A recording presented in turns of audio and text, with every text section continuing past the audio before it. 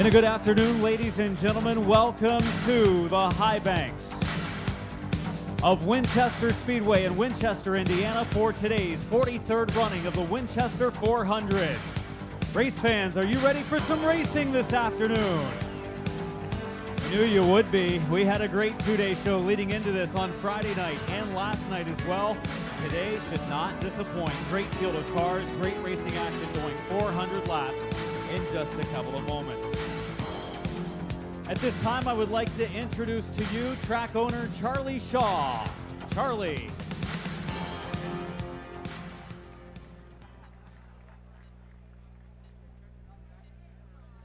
Also a special presentation today and a special visit from State Representative Greg Beimer with a special presentation. Greg? Thank you very much. Our Governor, Mike Pence, sends his congratulations on the 100th anniversary of Winchester Speedway. He could not be here, but Charlie sent a letter. He'd like me to read it. It is my pleasure to congratulate you on celebrating 100 years at the Winchester Speedway. This accomplishment is a testament to your hard work and dedication and a unique economic opportunity, and I applaud your efforts and the Speedway's legacy. Since Frank Funk carved the track out of a cornfield to create a half-mile dirt track in 1916, Winchester Speedway has become one of America's most recognized racetracks, bringing fame and recognition to the city of Winchester and to Indiana. Over the last century, Winchester Speedway became one of the world's fastest half-mile tracks, and it has a legend that has brought excitement and inspired Hoosiers of all ages. Your devotion to providing such an experience for Hoosiers speaks volumes about the integrity and character of all those involved in making this facility a landmark of Indiana, and I thank you for your service. Again, congratulations to owner Charlie Shaw, his staff, and the community of Winchester on this milestone. Best wishes and continued success at the world-famous Winchester Speedway. Charlie, congratulations. Thank you, and I want to thank everybody who is coming out today. This event's been getting bigger each year, and I'm just really in awe about that, and I really appreciate everybody coming out. And we've had a great year for our 100th year, and it was actually, according to Frank Funk's daughter, 1914 when they started racing out here. So thank you again. Looking ahead, Charlie, what a great season it's been. These last two events have been big, and we're looking ahead to 2015, right? Oh, yeah. Yeah, we're working on our schedule for 2015, which probably isn't going to change too much from this year.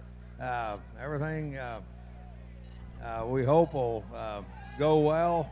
We're looking at minor improvements now on dates and different things. So we're getting, getting a lot of fans built up for a lot of these races, and it's working out well.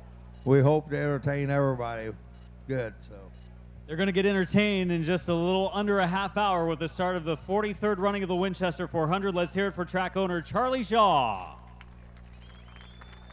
And a big thanks to State Representative Greg Beimer for his appearance today as well.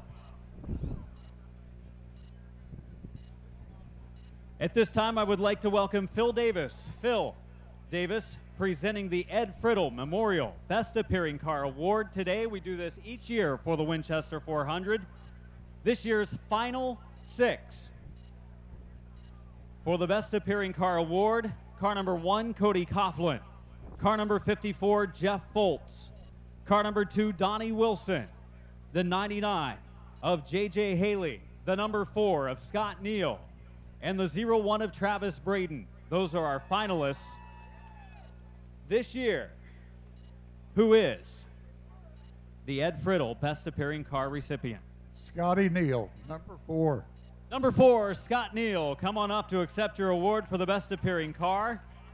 Very sharp looking ride from the Scott Neal Racing team. They also have a black, red, and yellow car that they run at times as well. That's a very, very sharp car. It rivals this one, but very nice looking car. He'll be starting today's race around mid-pack.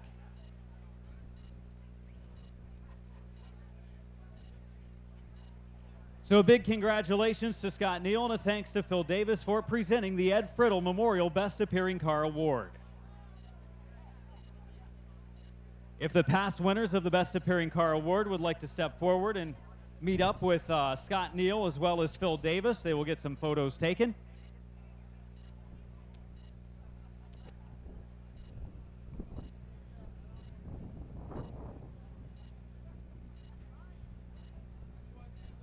Also would like to take this time to welcome our former 400 winners. In 1988 with us this weekend, Butch Miller, working on the Donnie Wilson car here this week. Butch Miller in the house today. Gary St. Amant, the winner of the 2000 and 2002 Winchester 400, is here today. Joey Clanton won in 2001. He's here this afternoon. David Strimmy, the winner of the 2008 Winchester 400, is here today. Ross Kenseth, winner 2 years ago. He's here. He's in the starting field. And so is Eric Jones, the winner of 2013's Winchester 400. At this time, I would like to welcome the Trophy Girls, the Miss Winchesters, for today's show. Welcome Caitlin Lane, Jenna DeVilbus. Welcome Brooklyn Smith, the Winchester Speedway. Carly Fisher and Tammy Veith, our Miss Winchesters 2014. Thank you, ladies.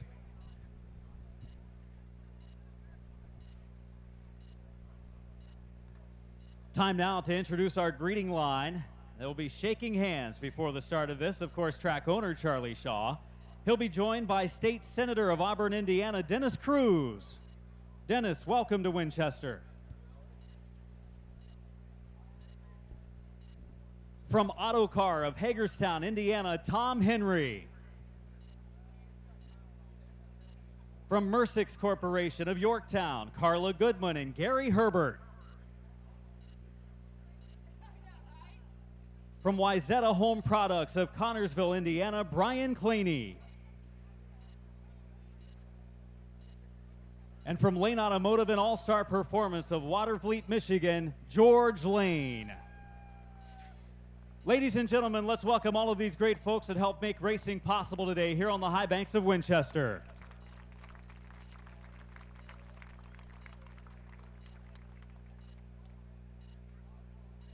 Last call for drivers in today's starting field. Last call, drivers in today's starting field. Step forward towards the backside of the pit wall.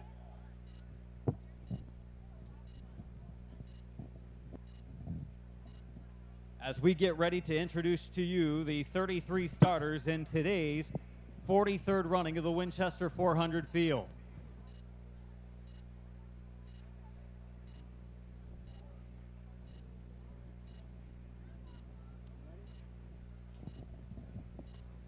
Time now for the starting lineup for the 43rd running of the Winchester 400 with the first three starters. Matt Prier.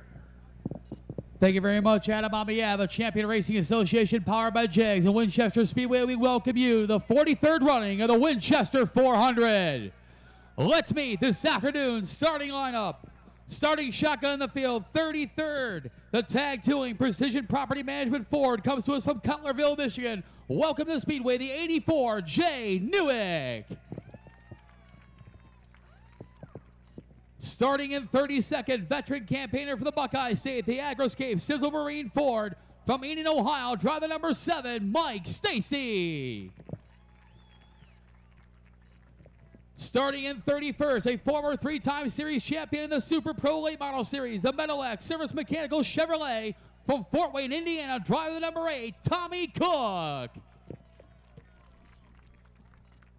Starting on the outside of row number 15 in the 30th starting position, the All-Star Performance Lane Automotive Chevrolet, car number 1S from Watervliet, Michigan, John Beach.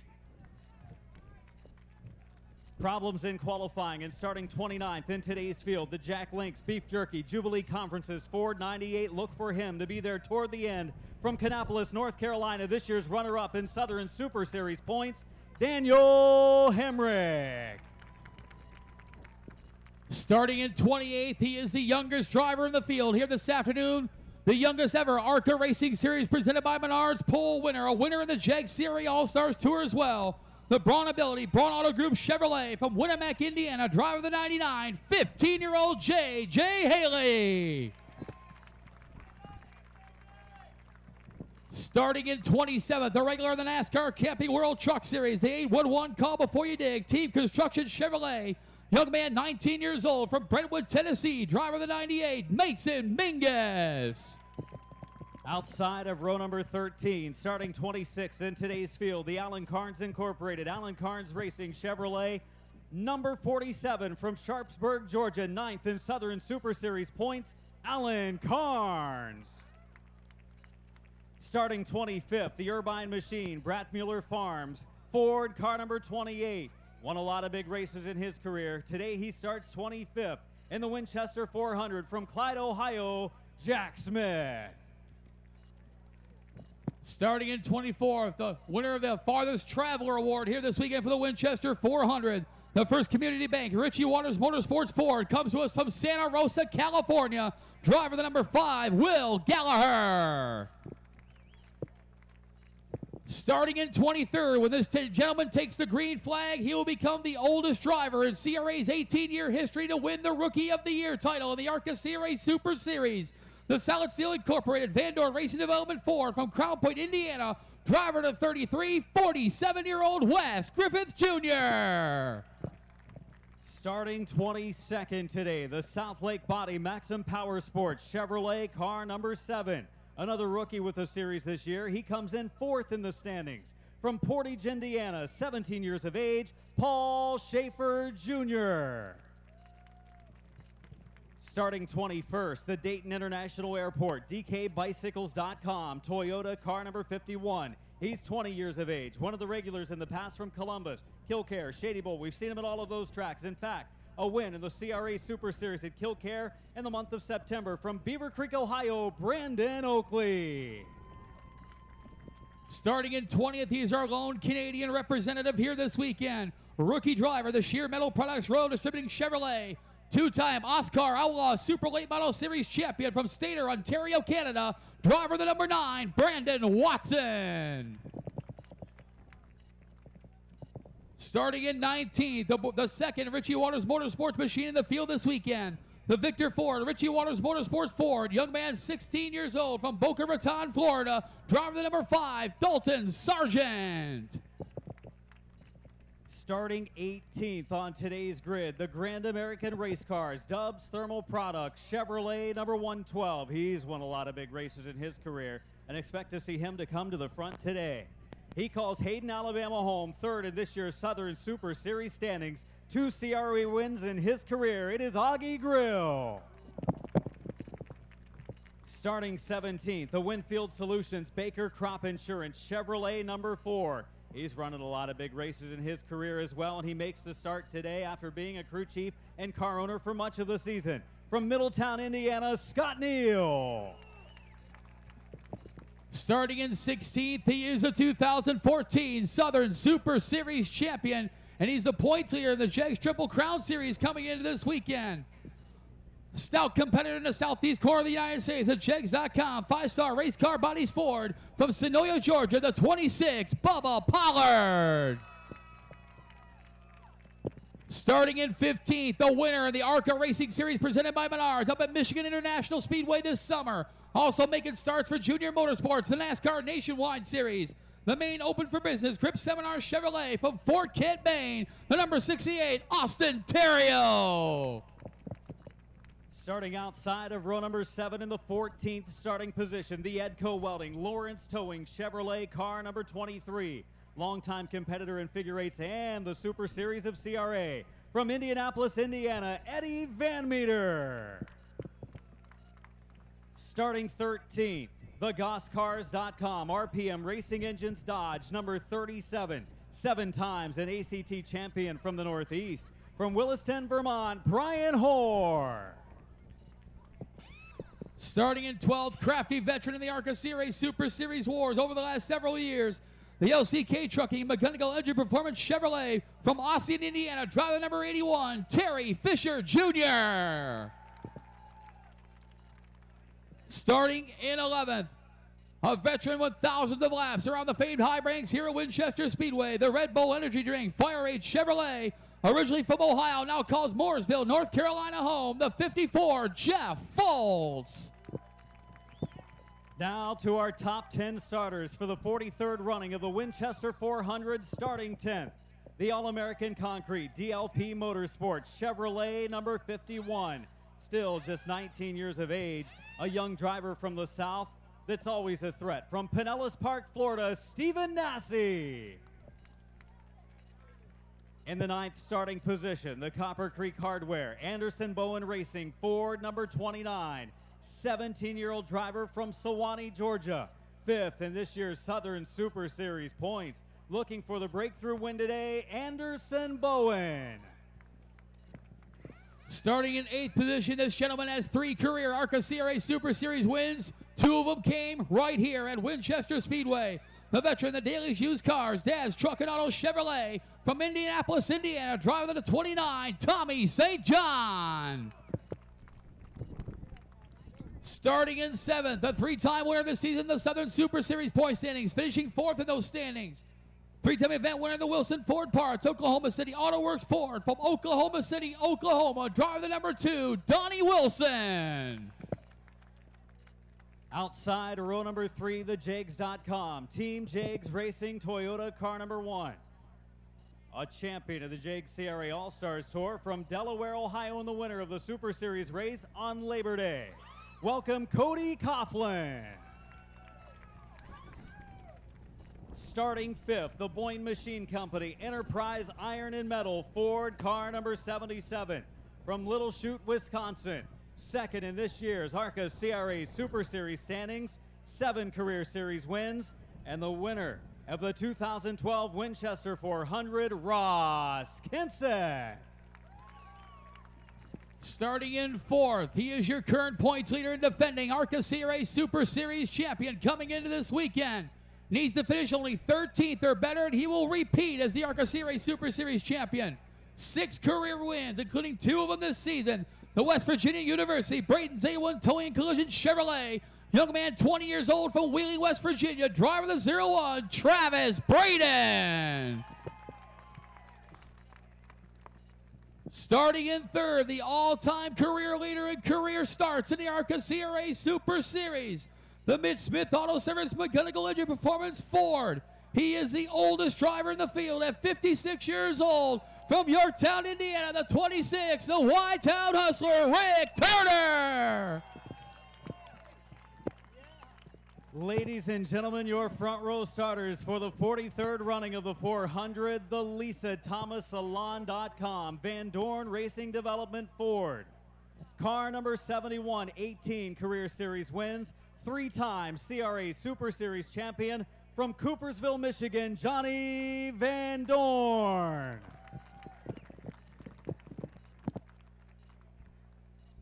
And on the pole, your front row starter number 2, driving the Project Pink Toyota Care Toyota car number 51, a pair of wins with the NASCAR Camping World Truck Series in 2014 from Byron, Michigan.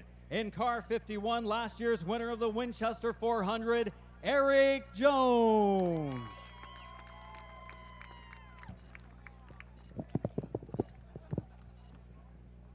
Ladies and gentlemen, let's have a nice round of applause for your starting field in the Winchester 400.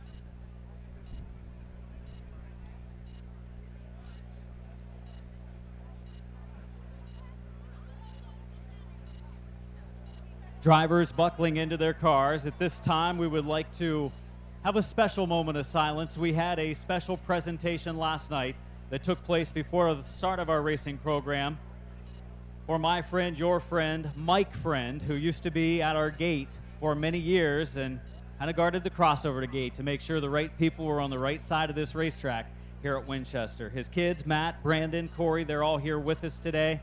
Ladies and gentlemen, a moment of silence for Mike Friend.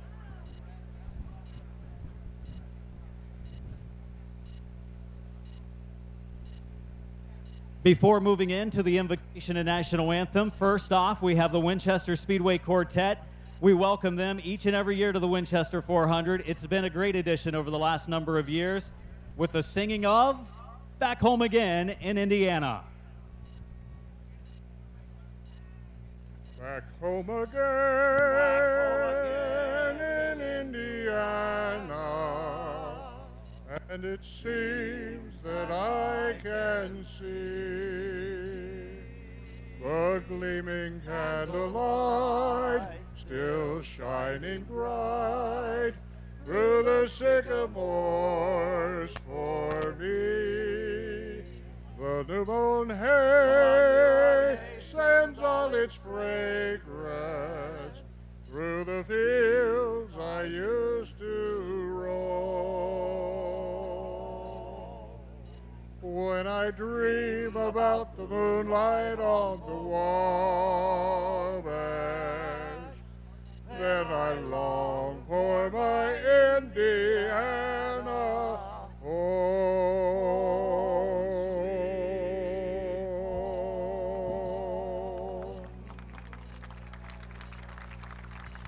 Once again, ladies and gentlemen, the Winchester Speedway Quartet. Now it's time, ladies and gentlemen, to please rise. And gentlemen, remove your hats for the invocation and national anthem. For the invocation from On Track Ministries, Larry Avery. Let's pray together. Father, once again, I thank you for this day. I thank you for the way that you have provided it for us and that we can rejoice. Lord, in a crowd this size, there are people that have needs, and none of us know them but you. And I pray that you would meet each one of those, and in just a great way. And then, Father, as I think of these racers and their crews, I ask for safety, I ask for protection. I ask for just a great day out on the track, enjoying a sport that we all love. Then again, we thank you for those men and women that provide the safety for us each and every day. And we pray that you'd bring them home soon and safely. And we just thank you again for your son and his life, that we can live and have a great day in him. And it's in Jesus' name that we pray. Amen. With the singing of the national anthem, the Star-Spangled Banner, welcome Joy Carter. Oh, say, can you see by the dawn's early light what so proudly we have at the twilight's last gleaming, whose broad stripes and bright stars through the perilous fight o'er the ramparts we watched were so gallantly streaming, and the rockets reclaim the bombs bursting in air, gave proof through the night that our flag was still there. Oh, say does that star-spangled banner yet wave o'er the land of the free and the home of the brave?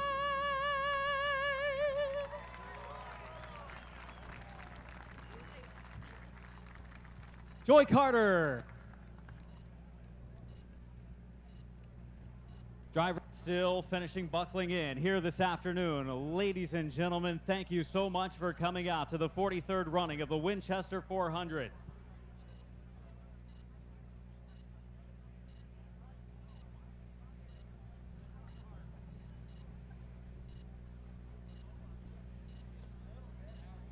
33 scheduled starters in today's field. Drivers, final preparations being put into their vehicles. The Richmond Harley Owners Group presenting colors during the national anthem. We thank the Richmond Harley Owners Group for coming out for the Winchester 400. Number of drivers all ready to go. Some others still with final preparations being put into their rides. I'm going to walk right over here to the 23 car of Eddie Van Meter, a veteran driver with the ARCA CRA Super Series. Eddie, you've raced in a lot of big races. You've raced in numerous races with CRA and across the Midwest, but I don't know that there's anything like the Winchester 400. This is what it's all about right here. It's an awesome racetrack, great fans, and it just don't get any better than the Winchester 400. You heard it from Eddie. Doesn't get any better than the Winchester 400, and he'll be starting with a pretty good starting spot in today's race. Crews ready to go. Pit stops, so important for many of these teams that aren't used to making pit stops, but today they will have to. The Jags, number 26 of Bubba Pollard in today's starting field. Bubba has won so many races down south, makes a trip once in a while to the north. He's won some CRA action today. Bubba Pollard with a pretty good starting spot in the front half of our field. Bubba, 2014, another good year for you. Today you would like to cap it off with a 400 win. Yeah, we've had a good year. Just really looking forward to getting the race started here, and just hopefully, keep our nose clean, be there at the end of this long race, and just see what we can do. Is there any race like the Winchester 400 that you compete in? We got the Snowball Derby down south. It's a lot of fun, and it's a lot like this race, and hopefully we prepare well and put ourselves toward the front and put ourselves in position to win. No doubt. Bubba Pollard from Sonoa, Georgia, in car number 26, one of the winningest drivers in today's field over the last 4 or 5 years. He has been outstanding. You see the drivers in the back half of our field all buckled in. Still some final preparations going on to the Jeff Foltz machine. In another car, a couple positions up. Charlie Shaw, the track owner of Winchester, waiting patiently to give the starting command on today's field. Chief Tech Inspector Eddie Chu looking over the Foltz machine as they still get buckled in. Chu and his family, a big part of the tech crew and staff of the Champion Racing Association in their 4 divisions, the Super Series, which you see today, the JAG CRA All-Stars Tour, which raced on Friday night, and the Late Model Sportsman, the Boers Welding Late Model Sportsman, and the Stealth Trailers CRA Street Stocks, which were on the Speedway last evening. Chief starter Brian Duncan down for the second half of the field. He's getting ready to watch the field go by as well. He'll be handling the duties on top of the starter's stand today. Looks like Jeff Foltz is ready to go.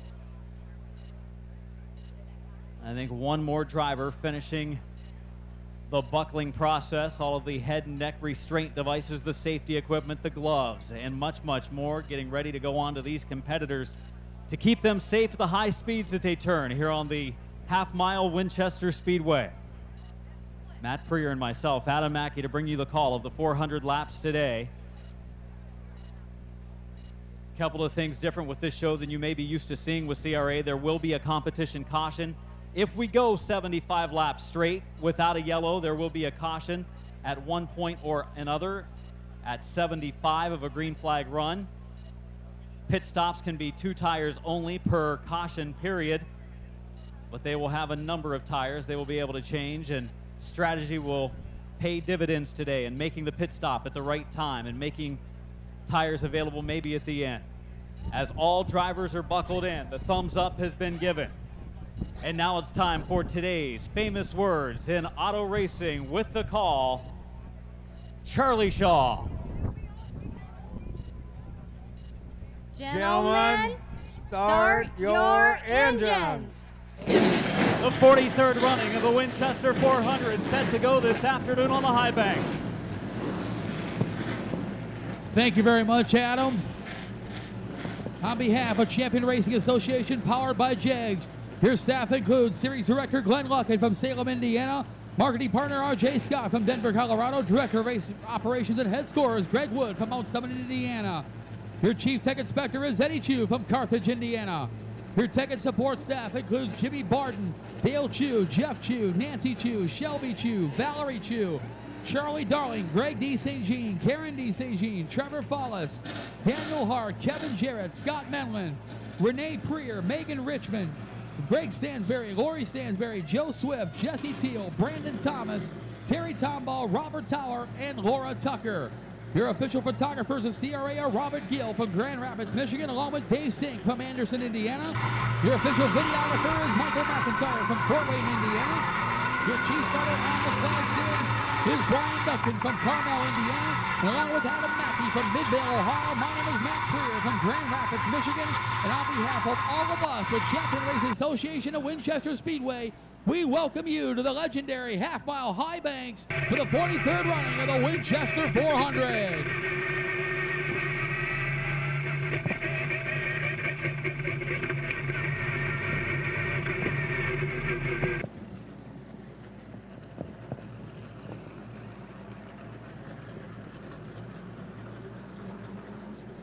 Adam, 33 cars, representing 12 different states, 1 Canadian province, set to go 400 laps, the longest distance short track race in the country. One of the most historic, one of the most prestigious events in all of short track racing here at the legendary high banks of Winchester Speedway.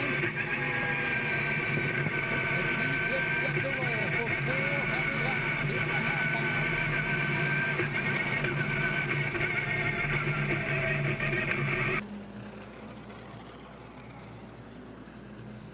Once again, your starting lineup.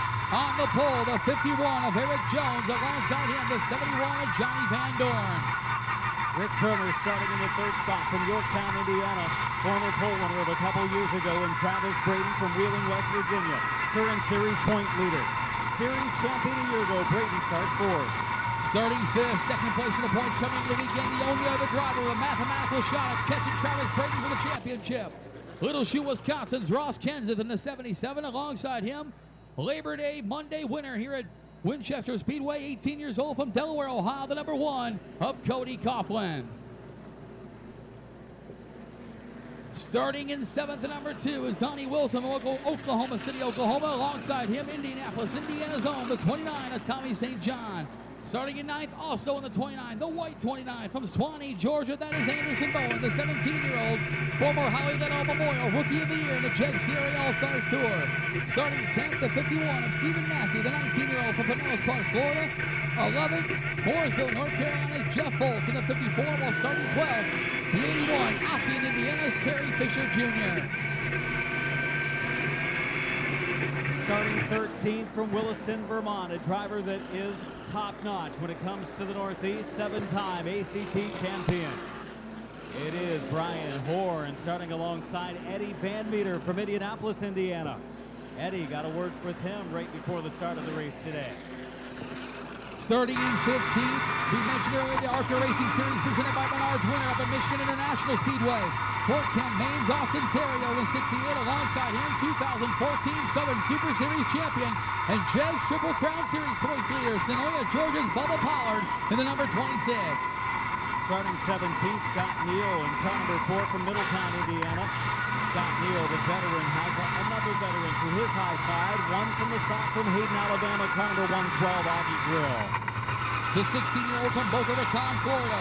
The 5 of Dalton Sargent starts in 19th. Alongside him, our lone Canadian representative from State of Ontario, Canada, the number 9. That is Brandon Watson.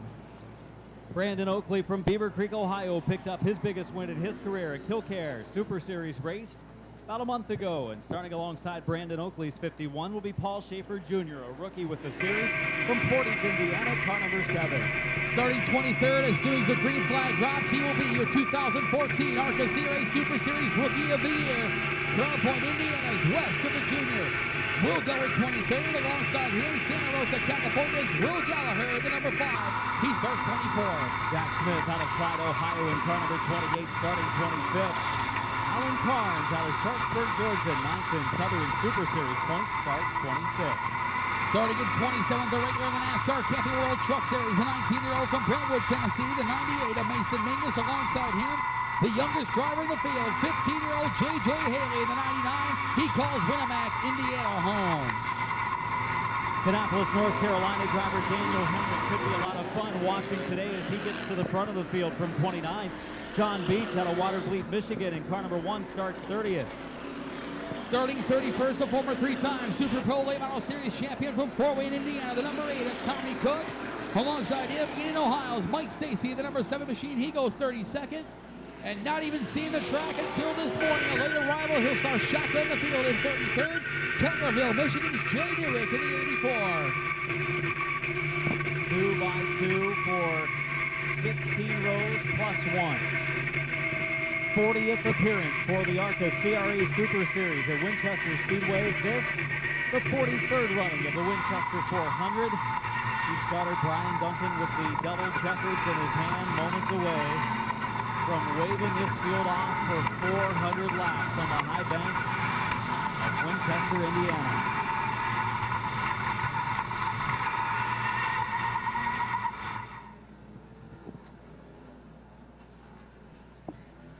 Race fans, we thank you for coming to the legendary high banks of Winchester Speedway here in beautiful Winchester, Indiana. This is the 43rd running of the Winchester 400. It's time to wave. Everybody get up. Everybody stand up.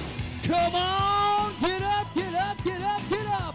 The ARCA CRA Super Series powered by Jegs. The most prestigious race in the country for outlaw, template bodied, super late models. This is the 43rd running of the Winchester 400.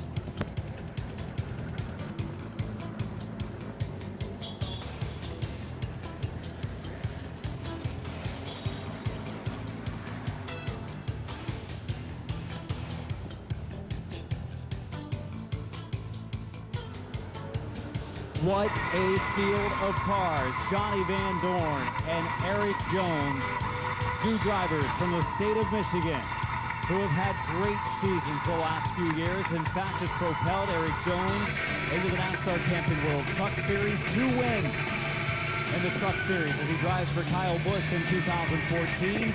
Also getting some starts with the Nationwide Series. And Johnny Van Dorn, who has turned his attention a little more to working on cars, building cars with Van Dorn Racing Development, and they roll under the flag. The 1-to-go signal on the finish line is the 71 of Van Dorn inside, and the 51 of Jones outside as we are moments away from the start of the 400. Coughlin Cars, pace car will pull ahead of the field. He'll pull down the pit road. It's in the hands of Eric Jones, who elects to take the high side on this initial start. Johnny Van Dorn to the inside, 33 cars heading into turns 3 and 4. Van Dorn and Jones, wheel to wheel. The pace car drops the pit road. Green flag is out. Jones fighting back off of turn number 2. Who will be in 3? Jones and Van Dorn side by side for the lead. Jones with momentum on the high side. Your leader, lap 1, the 43rd running the Winchester 400, Eric Jones. Jones in the pole position. Repeatedly starts to pull away from Van Dorn. First, second, third, fourth, fifth, and sixth now single file.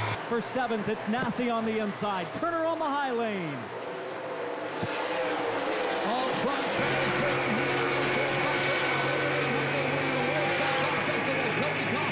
Spot. Ross 10 to the 5th.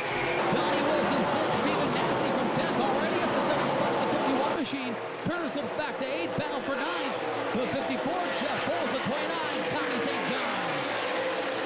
Couple laps into the Winchester 400. The 51 of Eric Jones leading the way. Van Dorn running the 2nd spot. The 01 of Travis Braden. He's in 3rd. Braden looking for an outstanding run today. Take the Winchester 400 with the series championship.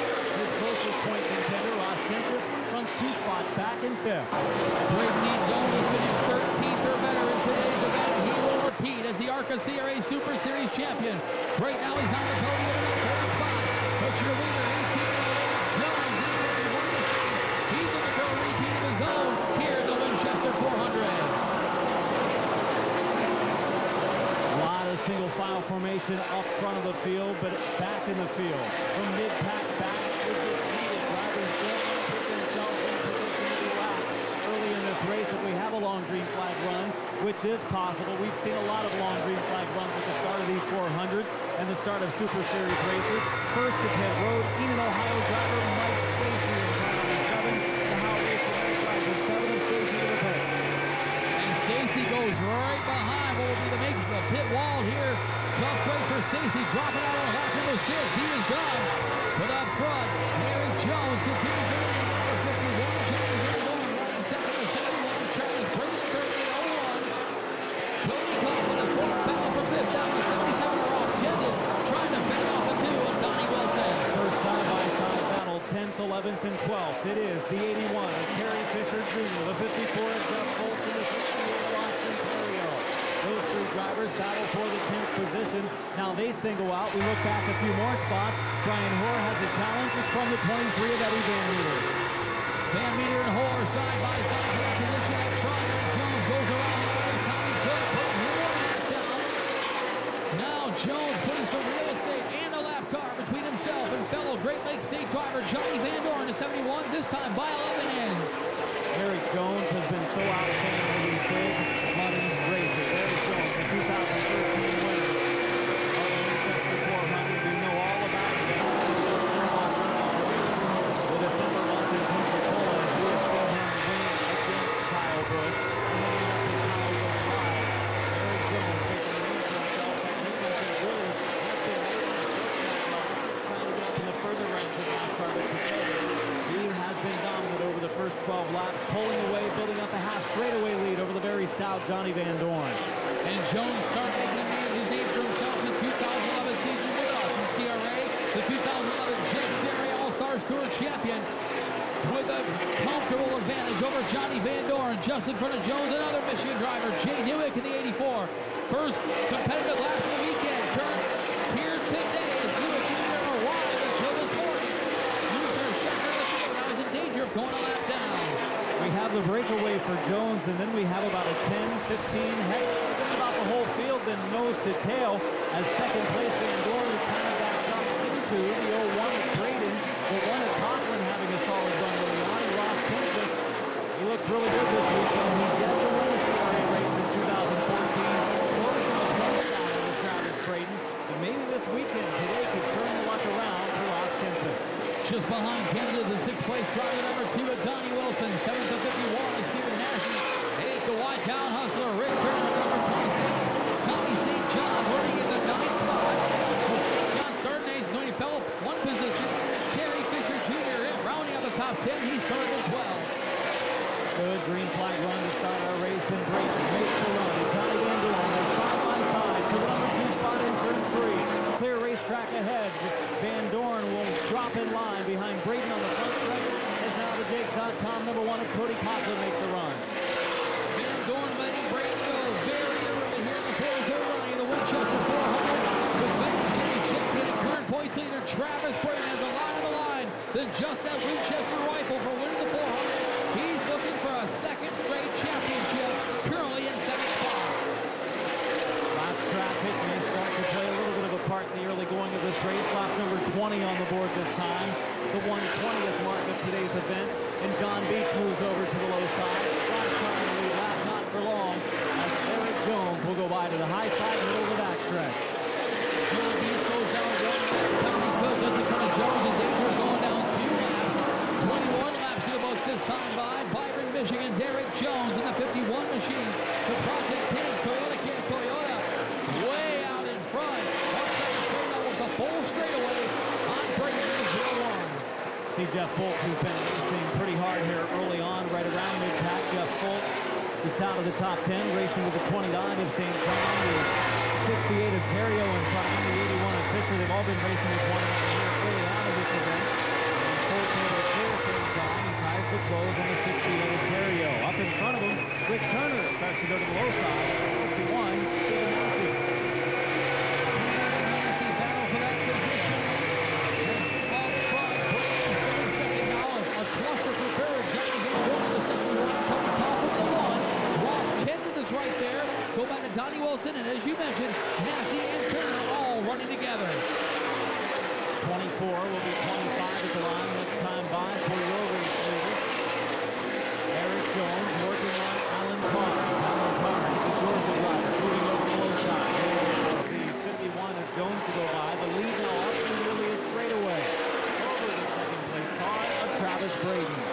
Brayton has got away from Van Dorn. The rest of the field behind Van Dorn. Van Dorn thought about making a 3 wide. Kendall twice.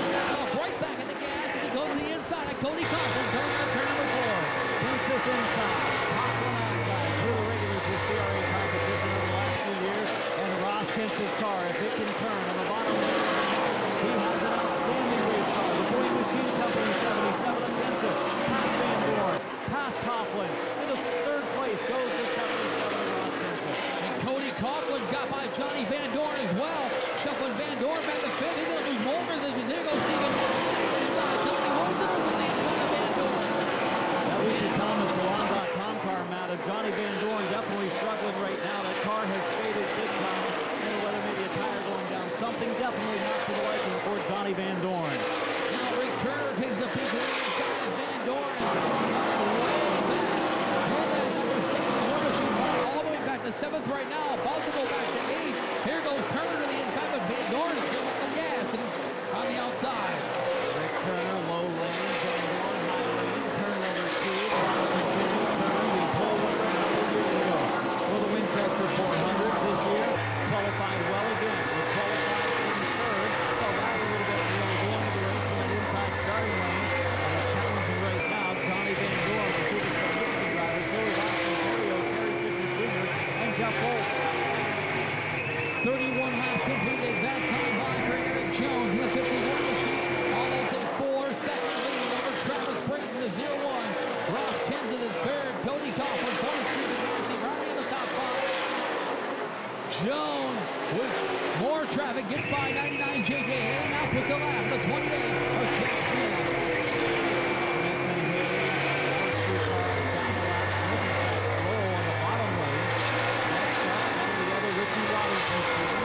Ready to go down the lap will be the number 5 of Gallagher. As cars continue to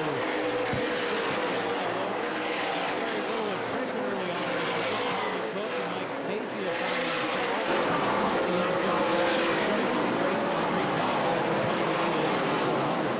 One driver on the move early on here in the Winchester 400. Austin Terry on the 68 machine. Started at 15, just past Johnny Van Dorn for the 7th spot. Terry now in 7th, chase down Donnie Wilson for 6 as they work their way through more traffic. 35 laps now in the books. Early on without a caution. Braden currently running second to Eric Jones, working by the lap car of Wes Griffith Jr., our rookie, for 2014 the ARCA CRA Super Series. And that lead that's a straightaway has now grown to a little over a straightaway, closing on a half-track advantage for Tyler. Eric Jones, Jones almost with a 5-second lead over Travis Brayton, but he's got a plethora of traffic in front of him, beginning with the number 7 of Paul Schaefer Jr. 37 laps are in the books. Go over back to Brayton. Jones comes up to Brayton just entering turn 1. Eric Jones, who was told early on in this race, is putting one on him. We have seen this before where a driver something seems to change middle race toward the end, and he doesn't become the favorite anymore. But Eric Jones right now, looking as if he is the driver to be early on, set fast time in qualifying. Pretty good in practice this weekend. Nothing outstanding. When it came time to qualify, he showed his strength, and now he's got to work some heavy traffic. The 7 of Schaefer, the 9 of Watson, 98 of Mingus, last year's 3rd place contender in the event, and the 51 of Brandon Oakley. Travis Brayton currently in the 2nd spot, but he's going to feel some pressure from Ross Kenseth here momentarily. Kenseth got away from the rest of the field, trying to chase down Travis Brayton for that 2nd spot.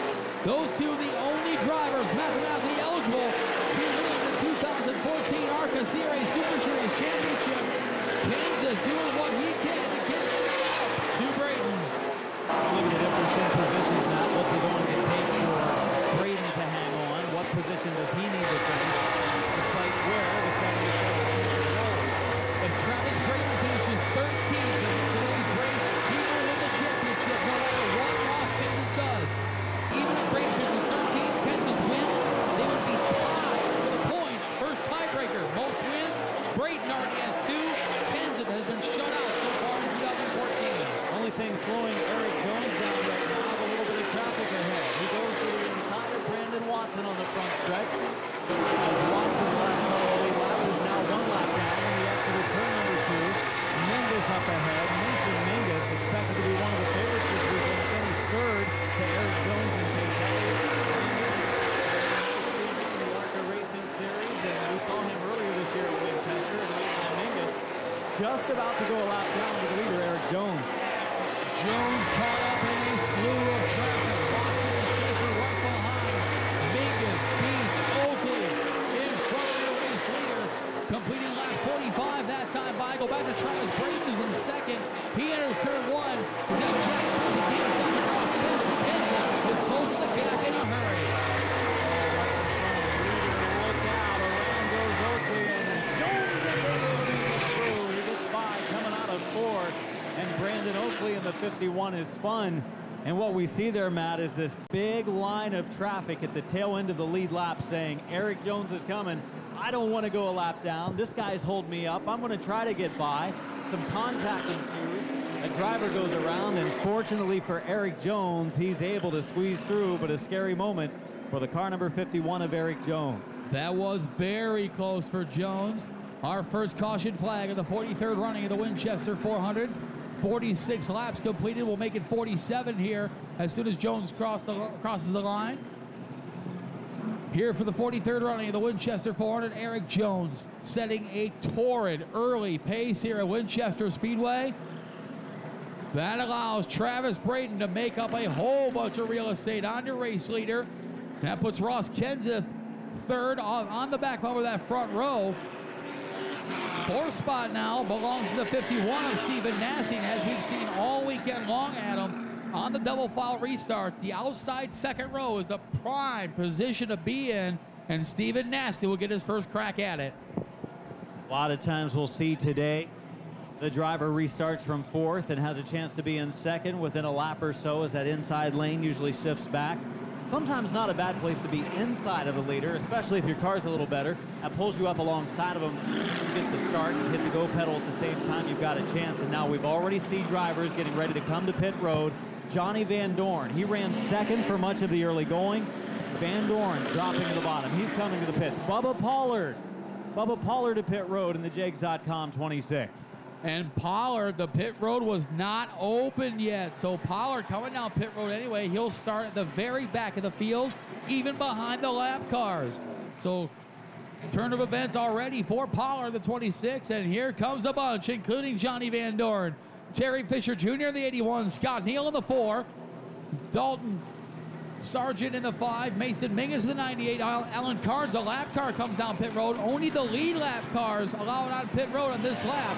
Tommy St. John comes down as well.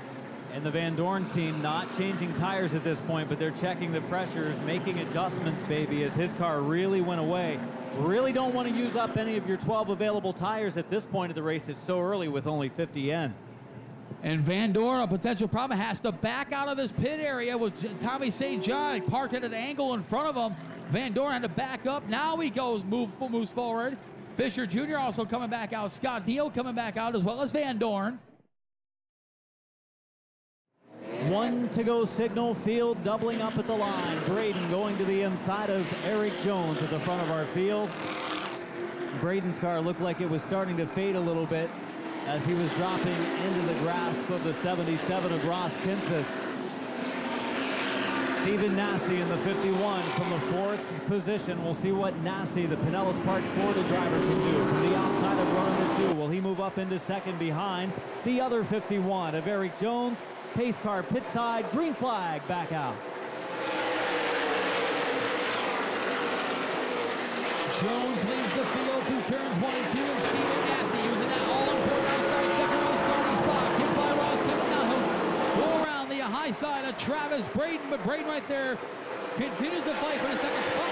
Here comes Donald Wilson as well. No one got outside lane. Travis Braden stuck on the inside groove. Dangerous time for drivers because they were running single file with a few position changes here and there over the first 50 laps or so. And there it is, Jack Smith into the wall hard. Exit of turn number 2. Caution flag is out. Debris everywhere. Jack Smith, the Clyde, Ohio driver in car number 28.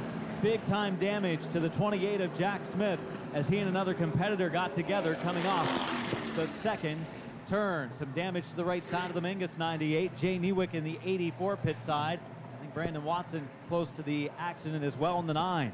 Matter of fact, it was Watson and Jack Smith getting together coming out of turn number 2. You see the heavy damage to Brandon Watson on the right front of that machine. Watson, one of our Rookie of the Year title contenders from Stanner, Ontario, Canada. Him and Smith getting together out of 2. Smith, heavy damage up in turn number 2 wall before coming to rest in the inside lane.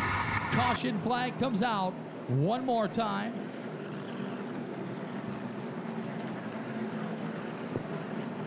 .59 laps completed that time by. Mason Mingus was a free pass winner on the last restart. And this time, it's going to take a little bit of a cleanup. We got a couple of sponsors we want to thank. The 2014 ARCA CRA Super Series powered by Jegs season. They include, of course, Jegs.com out of Delaware, Ohio, series presenting sponsor. Also, official series sponsors include Hoosier Racing Tires out of Lakeville, Indiana. Every single ARCA CRA Super Series car you see here this afternoon are on Hoosier Racing Tires, and they are powered by Sunoco Race Fuels out of Linwood, Pennsylvania, the official spec race fuel of the series. Racing Electronics out of Concord, North Carolina, is the official communication supplier. Phantom Racing Gear out of Lawrenceburg, Georgia, or Lawrenceburg, Kentucky, excuse me, the official apparel company of the series. All kinds of Winchester 400 apparel, CRA apparel down there in the Phantom Racing Gear table display setup, located here in the concourse of Winchester Speedway. Before you leave this afternoon, stop on down to see Rob Crowley and the gang with Phantom Racing Gear, the official apparel company of Champion Racing Association. Cleanup just about finished off. They've hooked up the Jack Smith machine, the 28. Heavy damage with a hard hit, walloping the wall coming off of turn number 2. 60 laps in the books.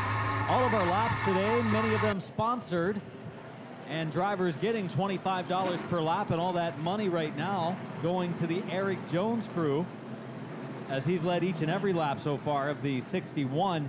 Some of our lap sponsors, a big thanks to them: DJ Sales, Co Heating and Cooling, Big Joe's Concessions, laps in memory of Stan Perry, Edco Welding, Barnes Sewer and Septic, Pizza Hut, the Randolph Inn, Jim Bird Tax and Bookkeeping, Bob Lemons and Lisa, WDP Motorsports for lap 51, Butch and Donna Miller for lap 52, Jeff Foltz Racing, NRC Racing, Van Dorn Racing Development sponsoring laps today, Jake Wyman Racing for lap 77, CTE Solution, Keith Berger, Brooke, Bonnie, and Haley Wilson sponsoring laps today, the Champion Racing Association, Taylor Wyman Racing, as well as Norton Transport, Daryl Wilrath, Wicks Pie, Scott Fisher Construction and Excavating, JB Hurt Racing, as well as Cadence Wyman, grandbaby of Jimmy Wyman, L. Carrollton Restaurant, and Hart's Auto Center, sponsors of laps today in the Winchester 400. 23 drivers on the lead lap, including J.J. Haley, who gets the free pass for this next restart. 23 drivers on the lead lap, all toward the front of our restarting field. Row 1 of Stephen Nassy, who officially is in second. He's on the inside of Eric Jones. Row 2 of Donnie Wilson in third, and Ross Kenseth in fourth. Travis Braden and Cody Coughlin in 5th and 6th. Green flag, ready to wave. Brian Duncan looks him over, back underway. 66 at the line. Oh, Stephen Nassy just moved up a little bit. Kenny had to check up just a little bit, and that was just enough to stop the momentum by Kenseth, who was in that coveted 4th starting spot. Donnie Wilson falls back to 5th. Cody Coughlin up to 4th. Nassy holding up Kenseth out. Jones to put away. Leading Alabama driver Augie Grill started this race in 18th before the event. Thought that he'd be a driver who would put himself in position to contend today. He's now in the top 5 at the conclusion of 68. What a move by Brian Hoare in a 30-second machine. 10th of the restart. He goes around the high side of Charles Brayton. Move the Williston Vermont driver to 7th. An impressive debut here at Winchester Speedway for Brian Hoare. Singling out through our top 10 or so, when you look back mid-pack, Austin Terrio in the 68 on the low lane. The outside, Rick Turner, the Y-Town Hustler, car number 26, running the outside. This time by 70 laps completed, 330 laps to go in the 43rd running of the Winchester 400. Eric Jones has led them all so far this is lap 51. Potential battle brewing for that second spot. The 51 of Stephen Nassy. Here comes the 77 of Ross Kenseth. Ross Kenseth running third. Car is strong early on. One of the race's cars we've seen him with all year long. As Kenseth runs currently in third, we've seen him qualify well. He's raced decent. He's been consistent, but he hasn't had a winning car this year. A lot of top 5s, but no wins for Kenseth with that Boeing Machine Company team. And he could make up for a lot of that today if they could get him victory in Winchester. Cody Coughlin running in the 4th spot. Number 1 machine, the James.com Toyota. Coughlin, the winner of the World Stock Car Festival here at Winchester Speedway back on Labor Day Monday. Right behind him, started at 18th, Augie Grill, now in the top 5. The first time this afternoon, him and fellow Southern Super Series competitor Donnie Wilson battling for that 5th spot. Looks like he's given the high lane to Wilson, though, and Donnie Wilson may take advantage. The Oklahoma City, Oklahoma driver looking high. And right now, Wilson looks up in his rearview mirror, and he sees a change for position. Travis Brayton, Brian Hoare. That spot just out of the top 5. Looking back through the field, you go all the way back to Rick Turner. Also to Daniel Henrik, top 11 cars. Make it top 10 cars. Going back to Austin Terrio, top 10 cars from 10 different states represented. You got Michigan, Florida, Wisconsin, Ohio, Alabama in the top 5. And it's Oklahoma, West Virginia, Vermont, and Maine, your top 10. Plenty of states represented. We talked about that before the race, and in the days leading up to that, year after year, drivers from all over the country, some of the best, come to Winchester, Indiana to compete. And this is not a track that a driver, not every driver comes here. Some drivers scared of this place because it's so fast, it's so wicked, and it can be devastating to a car if you get involved in a crash, much like the Jack Smith wreck coming off of turn number 2. However, winning here means so much, and this place is wild for those that truly like to run. Everyone that comes to Winchester Speedway to race, they want one thing. They want that coveted Winchester rifle. One of the most sought-after trophies in all of short track racing. And Eric Jones, he already has one of those rifles. He's looking for 2 in a row. But behind him, here comes Ross Kenseth in the 77 to the inside of Nassie for second. Ross Kenseth makes the move, gets into the second spot now, his highest running position of the day. And Ross Kenseth right now in the runner-up spot, followed by the 51 and the 1 of Cody Coughlin running fourth. Coughlin looking good early on. Won a Super Series race here, Labor Day weekend. Coughlin shows his strength here this afternoon against the strongest team he's run against in competition this season with the Super Series. Another driver that is on the move. 2012 Jet Series All-Star Tour champion Daniel Henrik started 29. He is now up to 12 for the 98 machine. He is the Jones of Y-Town hustler Rick Turner for that 11th spot as Henrik advancing the most positions so far this afternoon. Watching is Augie Grill, Donnie Wilson, Travis Brady, now in 4 positions now. Right now 5th, 6th, and 7th, getting pretty heated. Braden has faded back a little bit from when he was running 2nd earlier in this race, but maybe still quicker than the drivers in front of him, at least the 2 running in 5th and 6th. Up front, Eric Jones completes lap number 84, continues to show the way. In that project team for the Kyle Busch Foundation Toyota, Jones has led them all so far, but here comes Ross Kenseth, the Little Shoe Wisconsin driver. He's now Falls Jefferson, Michigan home, slowly reeling in Byron, Michigan's Eric Jones. The first one going nearly 50 laps in a quick caution moments after that for a hard crash, but right now, clean and green, pretty good run as Travis Brady on the 2. In turn number 3, Augie Grill really changing lanes down in 3 and 4. He's running one of the lowest groups so far. He's been able to use it and use it well against Wilson and the 01 of Brayton. That may pay off later in this race for Augie Grill. Another driver having a good run so far. Indianapolis, Indiana veteran Eddie Van Meter, the 23 machine. He's still in 14th now. He is currently challenging Brian Hoare for that 8th position. Right behind him is Austin Terrio as Will Gallagher pulls out of pit road under green. Heavy traffic on the front stretch. Johnny Van Dorn in the 71 out riding around in the bottom lane. Kenseth has taken over the race lead. Ross Kenseth in the 77 out front. Jones has fallen into 2nd. Kenseth out front. Jones in 2nd. And the 51 of Nassie in 3rd. Kenseth and Jones pull away from the field. Kenseth officially taking the lead on lap number 88. Now we work on lap 90 for Kenseth, the point machine company Ford. Out in front, hasn't led a whole lot of laps this season. Van Reddy's not into the victory lane, so the whole field made up in 1, 2. If he can come home with his 2nd Winchester 400 rifle. Long runs looking pretty good for the driver of the 77, Ross Kenseth. All of a sudden we look up and he's in the lead at that 51 the 2nd spot.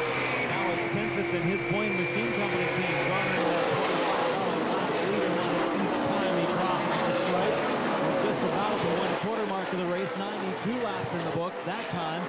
Kenseth, Jones, Massey, Coughlin, and a fifth place car, Augie Grill. Rick Turner slapping the wall, coming out of turn number 4, bringing out the caution flag. Tough break for the Y-Town hustler, Rick Turner. Brings out the caution on lap 92, working on lap 93, that time by. A change for the lead under that green flag run.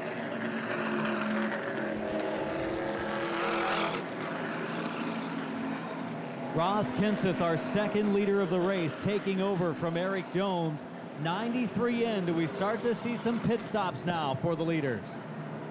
Very interesting to see if anyone's, the leaders start making pit stops. We are almost a quarter of the way through the 400.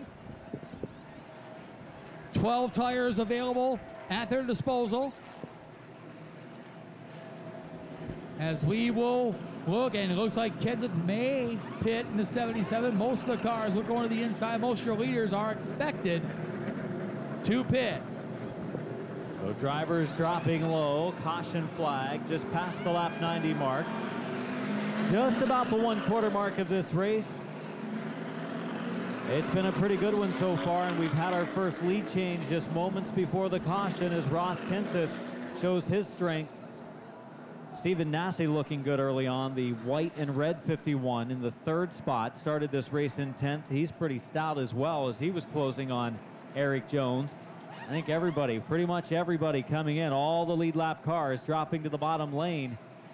How about Johnny Van Dorn in the 71, expected to be one of the favorites today, but he's having problems himself after running strong early in the 2nd spot, and here they come. All the leaders coming down pit road. It's now time to put it in the crew's hands here initially. Left side tires going on Eric Jones in the 51. Ross Kenseth, a different strategy, going to the outside. Passenger side tires, same with Cody Coughlin in the number 1 machine. Stephen Nasse also going to the outside. Interesting strategy by Eric Jones, taking left side tires. Kenseth going to have to back up to get out of his pit stall because of the 29 Bowen machine right in front of him. Look where Bubba Pollard's pitted. He's going to have to really back up unless Foltz gets out of there earlier.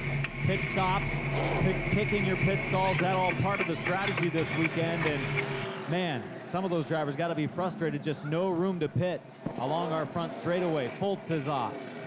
The 26 of Pollard is off. Donnie Wilson had the hood up on the number 2 car, and he's been a strong runner early on in this event.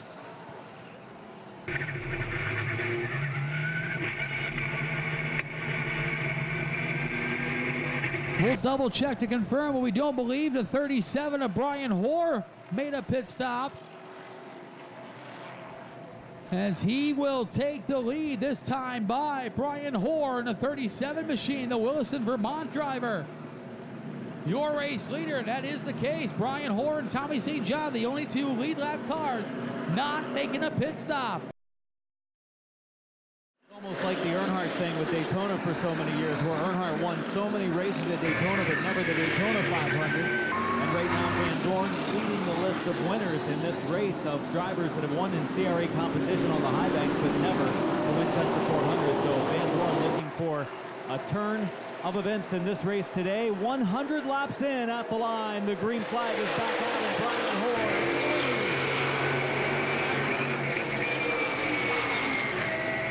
Brian Hoare and both Tommy St. John not pitting.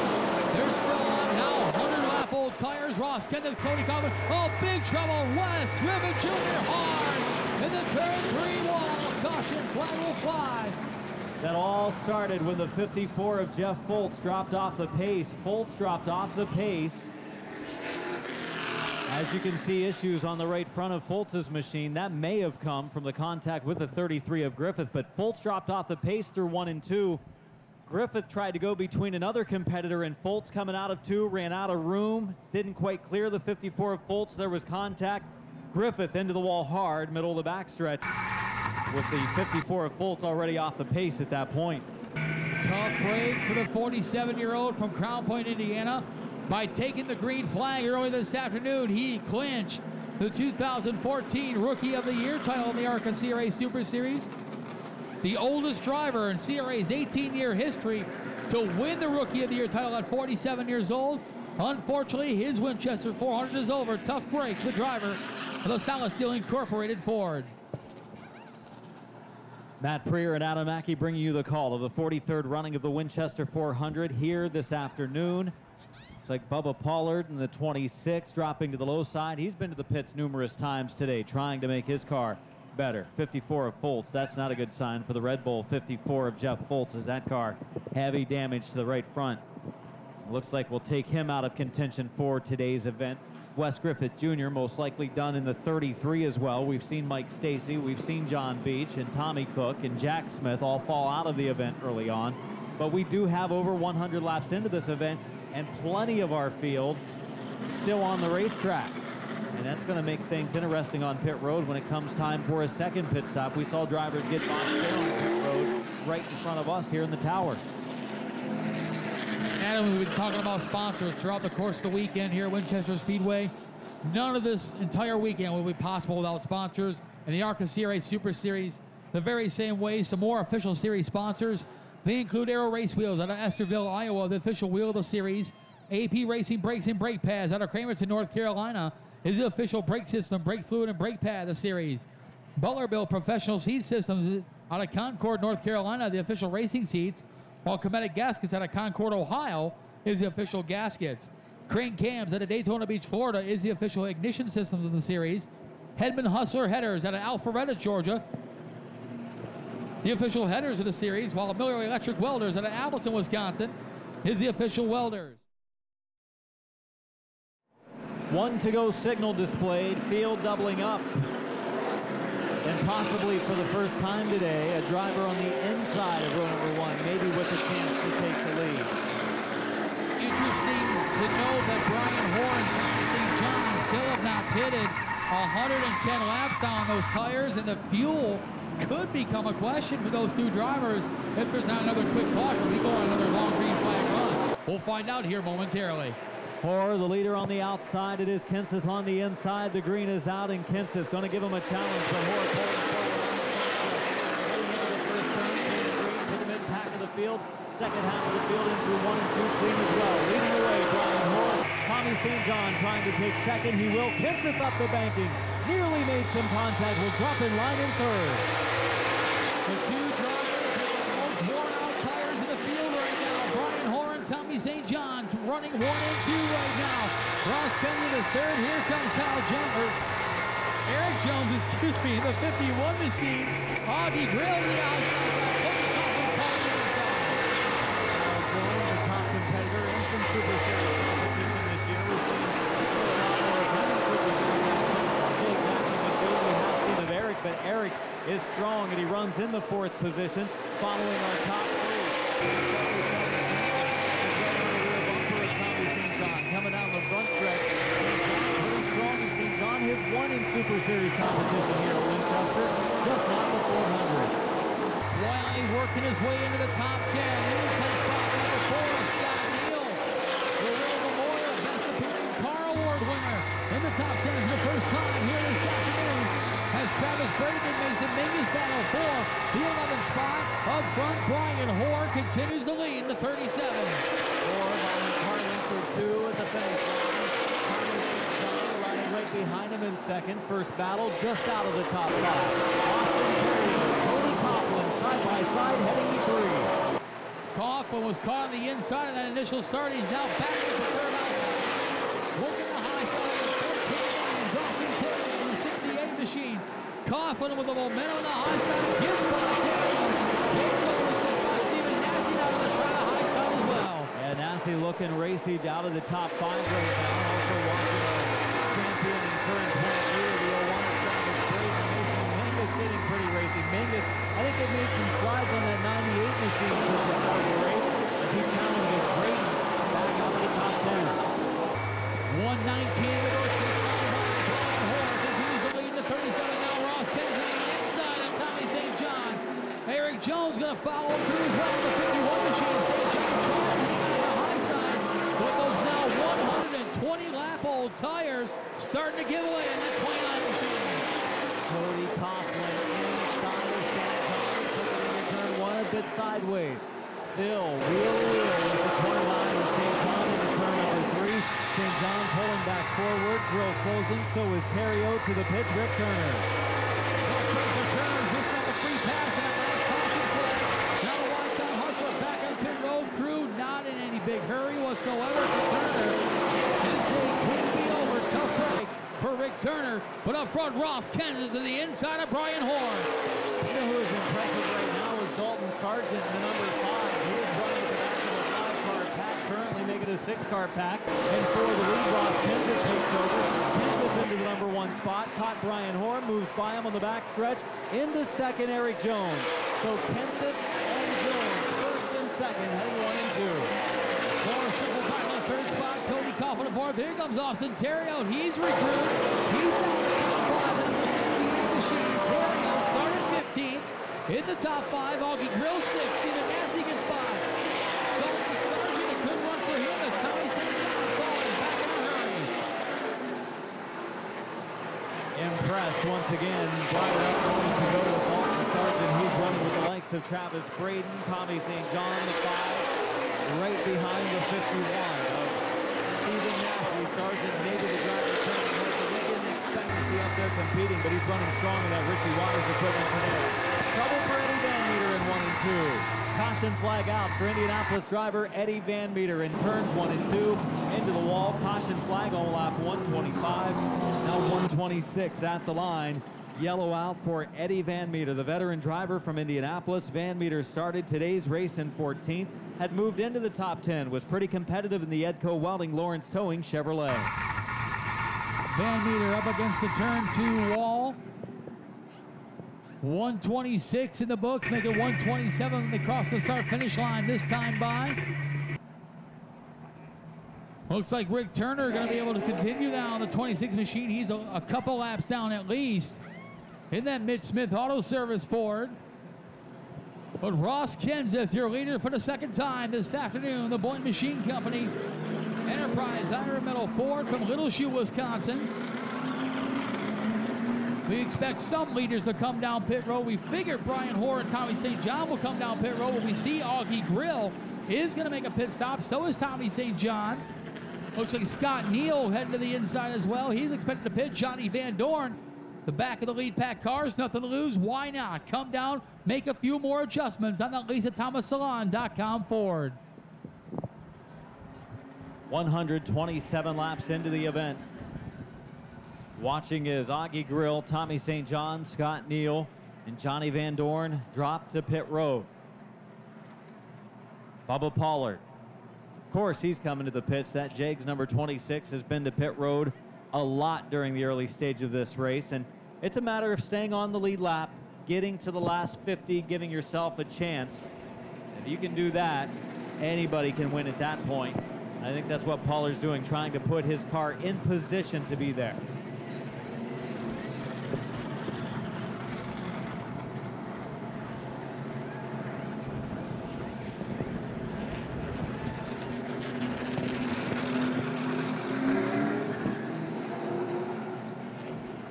Will Gallagher, this time our lucky dog, Will Gallagher, receiving the free pass. First car 1 lap down, and now drivers making their way back onto the track. Pollard, Van Dorn, Scott Neal, Tommy St. John after quick pit stops. 112 of Augie Grill, one of our first running cars of those that came to the pits that time, coming back out.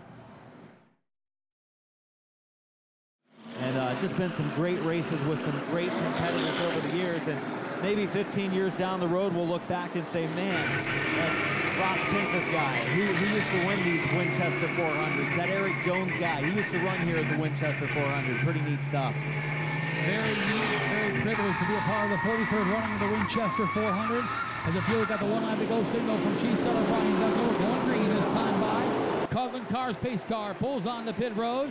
It's in the hands of Ross Kenseth. Eric Jones out of turn 4. Green, we're back underway. On the outside lane, the advantage for Ross Kenseth into turn number 1. He and Eric Jones, I think the 2 best cars in this field. Cody Coughlin trying to prove differently. He challenges Jones for the number 2 spot. Cody Coughlin, highest running position today. He's up to second. Coughlin not going to stop there. He's going to go after Ross Kenseth for the lead. They come on to turn number 2. Coughlin right on the turn. Ross Kenseth, they hit the 3 and 4. Eric Jones shuffle back to third. Brian Hoare to fourth. Single file formation, first half of the field. We look back to the 29 of Indianapolis is Tommy St. John. To the low side is Scott Neal. Racing through 1 and 2. Right around mid-pack, those two drivers trying to come forward. Followed by Paul Schaefer Jr., Johnny Van Dorn, and the 81 of Terry Fisher Jr. 135 on the board. Still a long way to go in the 43rd running of the Winchester 400. Ross Kennedy continues to lead. The number 77, Cody Coughlin, second in the 1. Eric Jones, third in the 51. Brian Hoare, fourth in the 37. The white 51, Stephen Massey, rounding out the top 5. Running 6, Austin Terrio, highly featured in this field today. 7, Travis Braden recovering from falling back. 8, Donnie Wilson. 9, Mason Mingus. He's putting himself in position again to be up maybe in the top 3 at the end. Running in our top 10 as well as Dalton Sargent. There's Brandon Oakley right behind him. Daniel Henrik moving forward again. He's made a lot of passes in today's race. So Ross Kenseth getting away now from Cody Coughlin. And Kenseth putting some real estate, trying to between himself and Coughlin. Aaron Jones not letting the top 2 cars straight too far in front as they make their way through turns 3 and 4 one more time. 139 complete, and Ross Kenseth, whose car, Matt, I think looks good on short runs. It looks good on long runs. I'm not so sure that his car's better in one or the other. I think it stays pretty consistent. Rick Turner obviously has gotten in the wall again. He comes to the pits on the right side of the car and pancake even worse as the day continues to be a disaster for Rick Turner after he started in the 3rd position. Tough pitch to the wide town hustler, the number 26 machine. Tagging the wall at some point here just a lap or so ago. But it is Ross Kenseth here, leading the 77. Cody Coughlin second. Tail for 4th out, and that battle's over. Stephen Nasty round the outside of Brian Hoare. Nasty up to 4th. Hoare back to 5th. Terrio running 6th, but maybe not for long. He's going to be looking for a top 5 position soon. Austin Terrio started 15th. He's got a very good race car, winner of an ARCA Racing Series event this year in Michigan, and Terrio, a driver that could put himself in position to take a 400. Couple New England drivers battling for 5th and 6th at 37. Lewiston, Vermont, Brian Hoare, and the 68, Fort Kent, Maine, Austin Terrio in the 68, just behind them. Current defending series champion Travis Braden continues to lurk. He is in 7th. At this point of the race, Matt, if you had to pick a winner, looking at the field, it's tough because you've got 10, 15 drivers that are very capable, very good. I would rate my point at 77 because I like to see what I've seen from Kenseth's car today. Good on the bottom, good on the top, good on short runs, good on long runs. I think he can do just about anything. But if you have to look at anybody else, it's really a toss-up. If you want to go to the side,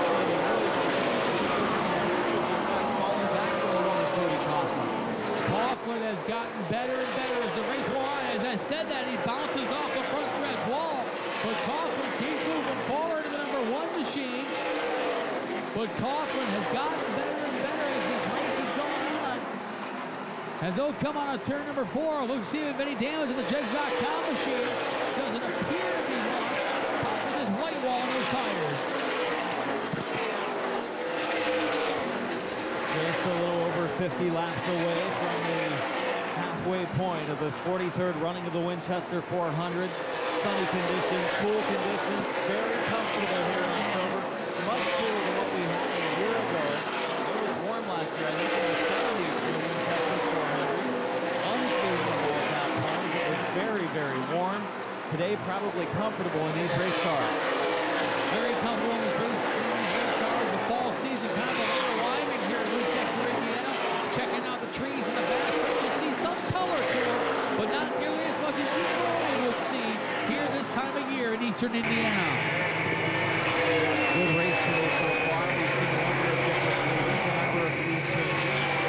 We've seen stretches of runs, like the stretch earlier from Eric Jones, the stretch currently from Ross Kenseth, where they show you have cars that maybe are capable of dominating this race and leading the most laps, but it's too early to tell at this point as 151 goes on the board. Kenseth up to a 10-15 car length advantage over Cody Coughlin. And I think Coughlin running as well as he is right now is kind of a surprise. Pretty good here on the high banks, but he's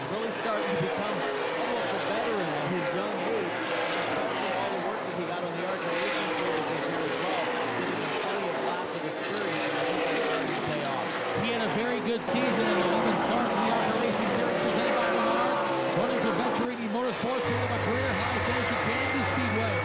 Last weekend in third, and now Crawford running in the second spot, losing some real estate. Two Ross Kenseth and number 77 of Coughlin hanging on to second. Aaron Jones back there in third. 154 laps remaining. Ross Kenseth.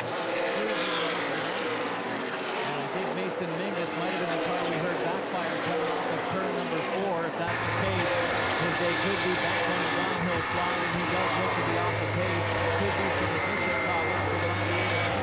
Just to see if Nick was way up into the top 10 running strong again. His car starting to spit and sputter. The 98 Mason Mingus off the pace. J.J. Haley on the catch, and now the hood flapping in the breeze on the Dayton International Airport Toyota of Brandon Oakley. That hood definitely going to cause some vision problems in the very least for Brandon Oakley at number 51. And at these high speeds, that could spell trouble for the Beaver Creek, Ohio driver.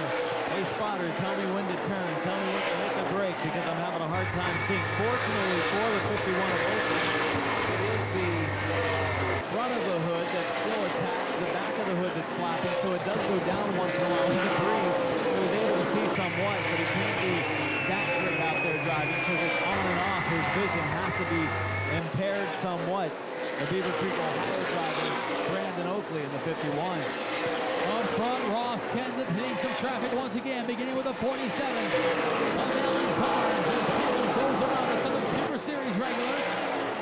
Just in front of Kenseth now, Santa Rosa, California's Will Gallagher, number 5 machine. 1 of 2. Richie Waters Motorsport machine and Mason Mingus. His day could be over in the 98. That Mingus machine is struggling now, really spinning and sputtering. Brandon Oakley, the hood damage, and now he's going to be coming to the pits.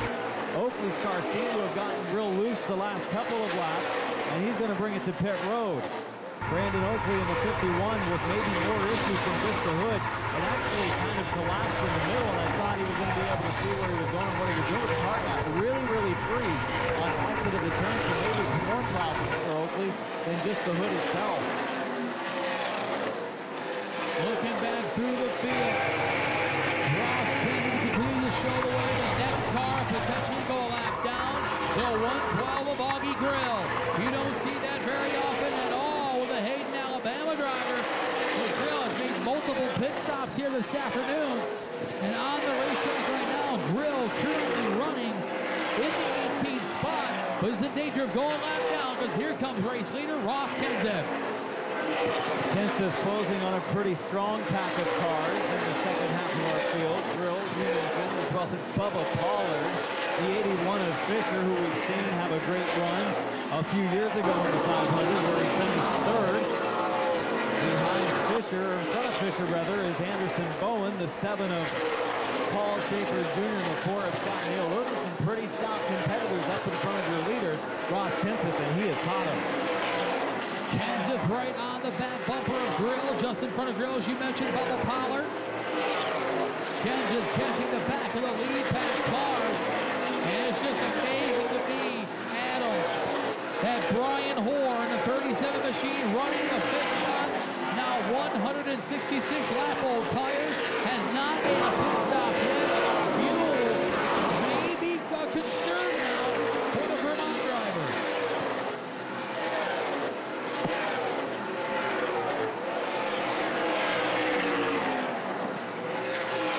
Brian Hoare in the 37, you wonder if we just happen to miss him going to the pits early in this race, Matt, because he has turned so many laps. His car definitely dropping off the pace, though. You think the tires are definitely worn off, at least on the 37. But he almost at one point or another would have had to come in and get fuel at this point. 168 laps plus the laps that were turned under caution period for Brian Hoare. He's run a lot of big races with ACT and won 7 championships. And Augie Grill in the 112 off of turn number 2, going down a lap to the 77 of Ross Kenseth. You don't see that every day, especially in the southeast corner of the country. Augie Grill now 1 lap off the pace. It wasn't because on pit road. He was a legitimate pass around this half mile. Next driver to go a lap down. Amazing to even say this. 2014 Southern Super Series champion Bubba Pollard, now 1 lap off the pace. Those two drivers will battle with one another now, trying to be the first driver 1 lap down so they can get the free pass next time. Scott Neal just let the 81 car of Fisher go, which is kind of a surprise, but it looks like Scott Neal's car extremely loose going through the corners. Either has burned off the tires or has one going down because he just lets Kenseth go by, he lets Fisher go by, and that actually is a break for Fisher because he gets a few car lengths on the 77 of Kenseth is hoping for a yellow. Back in the field, Cody Coughlin about to catch Augie Grill. Coughlin running in second spot. The 51 of Eric Jones is third. The white 51, Stephen Massey is fourth. Austin Terrio rounds in the top 5 to 68, right behind him. Conditions, one of our longer green flag runs of the day. We've had 2 or 3 of those here this afternoon. Man, one of the cars off the pace. Catch them as they come by the next time, but one sounds the hill. I think it could be Haley at 99 as he is struggling. Right now, the outside groove is getting by with St. John. Schaefer will go by and the 29 of Bowen. And the yellow flag is out. Caution flag on the raceway.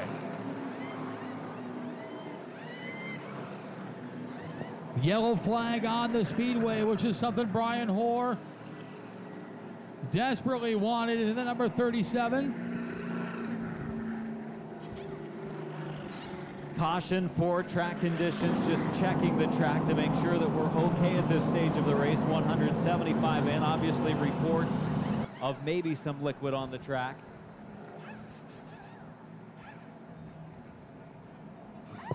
So possibly the report of some liquid on the track, so they are checking as Terrio is heading pit side.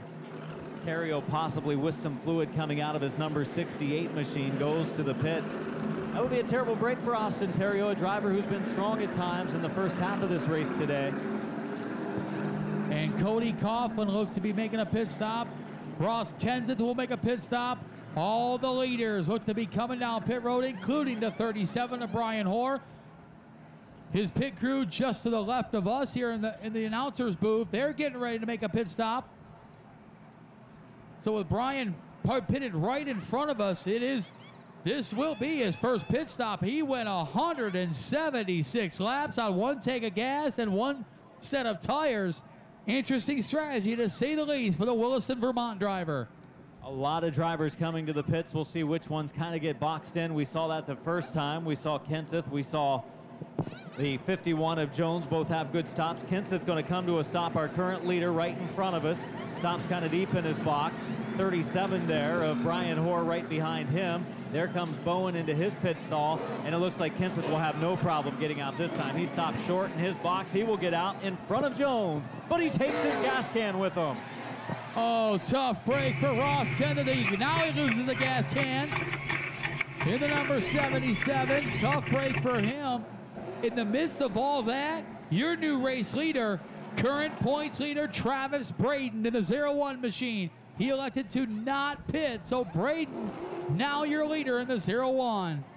Oh boy, bad break for Ross Kenseth in the 77 as he takes the fuel can with him. Little swerving action to get the can to fall off. One of his pit crew members running all the way down to turn number 1 to run it down, and it was a scary moment. You saw some fuel go flying as Eric Jones was coming up on it. Fortunately, no one set it afire.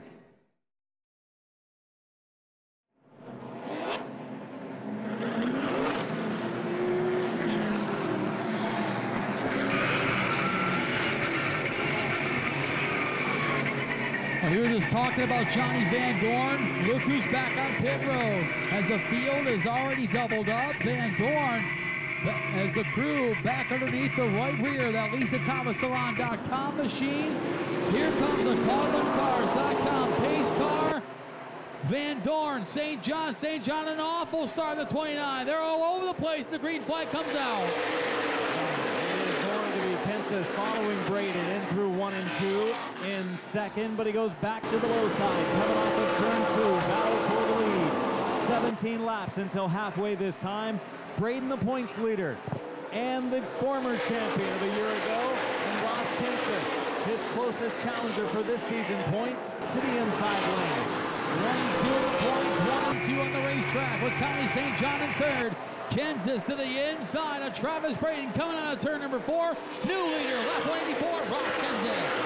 Kansas, followed by Braden, followed by St. John, who has found himself in the top 5 a pretty good amount. And Van Dorn currently leading pit road again. Coughlin up into the wall, coming off the exit of turn number 2. He's in the wall again. The car is closing quickly at a high rate of speed through 3 and 4. Coughlin's car looks to be okay, despite some scuff marks on the side of the Jegs number 1.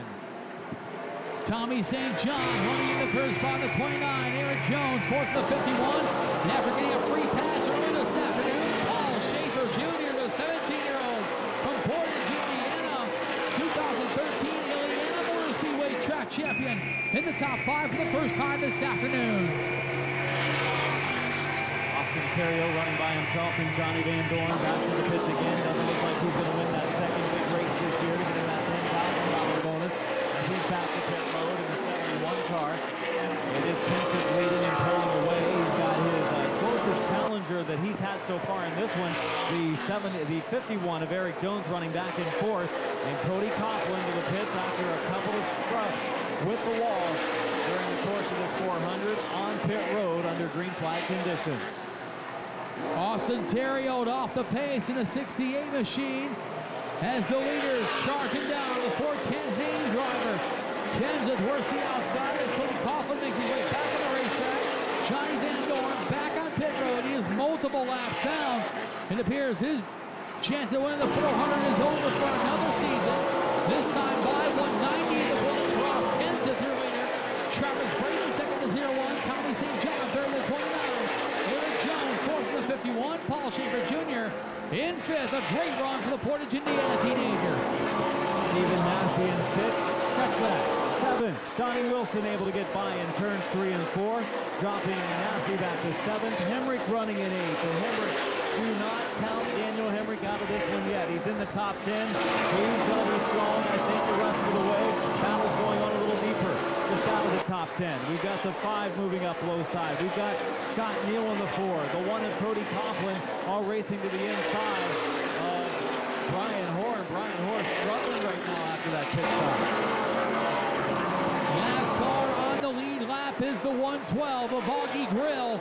As Grill working with Anderson Bowen, the 29. If the caution comes out, Augie Grill will get the free pass. But Cody Coughlin, who just came back off the pit road after changing tires, he is moving in a hurry. Keep your eye on Grill in the 112. And with Coughlin, that is a potential battle for the free pass. Should another caution come back out. 5 laps away this time from the halfway mark, and that very, very important halfway mark today. As Hammer Racing Engines and Doug's Engine Cooling in Montgomery, Alabama, presenting the halfway leader award of $500.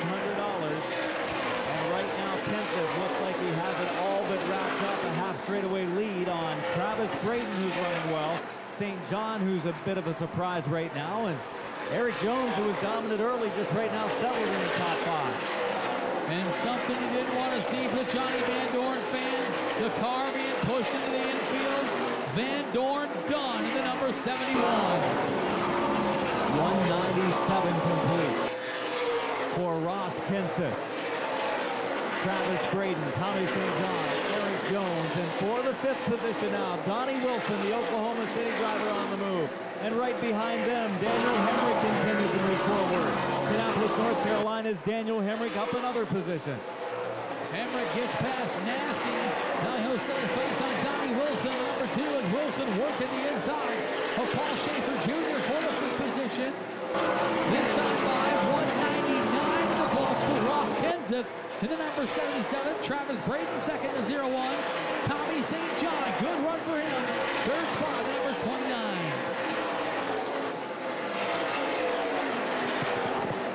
200 laps this time at the line. Halfway, $500 bonus, courtesy of Hamner Racing Engines and Dubsy Engine Cooling. It is the halfway leader award for Ross Kenseth in car 77. Travis Braden remains in the second spot, the 01 machine. As Braden sees Kansas, he's thinking ahead, thinking that's fine. Keep him in his sight, and that second straight championship is all his. As we're over halfway through the 23rd running of the Winchester 400.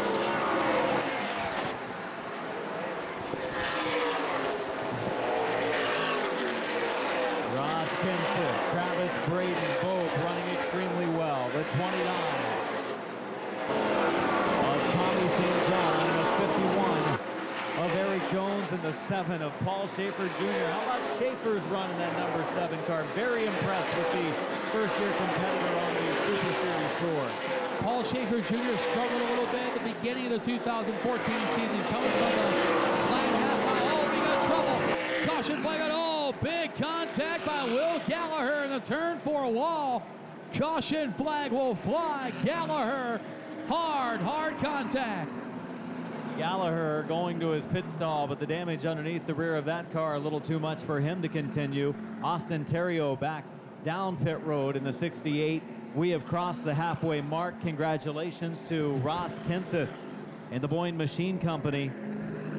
Enterprise Iron and Metal 77. He claims the $500 bonus for the Hamner Racing engines. Dubsy Engine Cooling halfway leader award.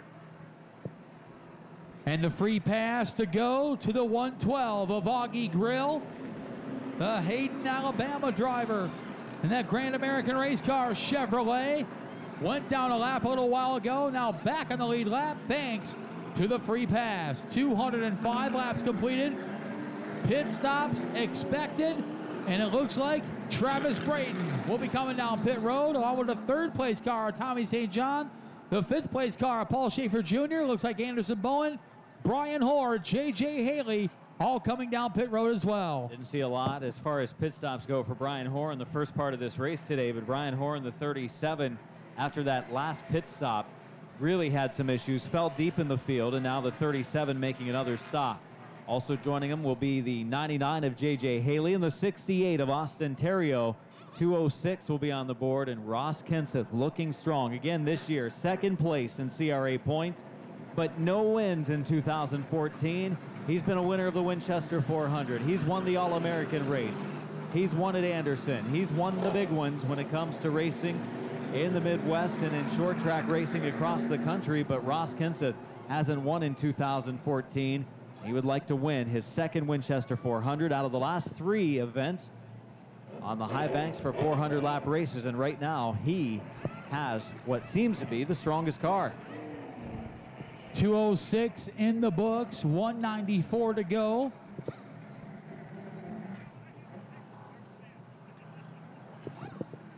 Around 17-30 seconds of the way through the 43rd running of the Winchester 400.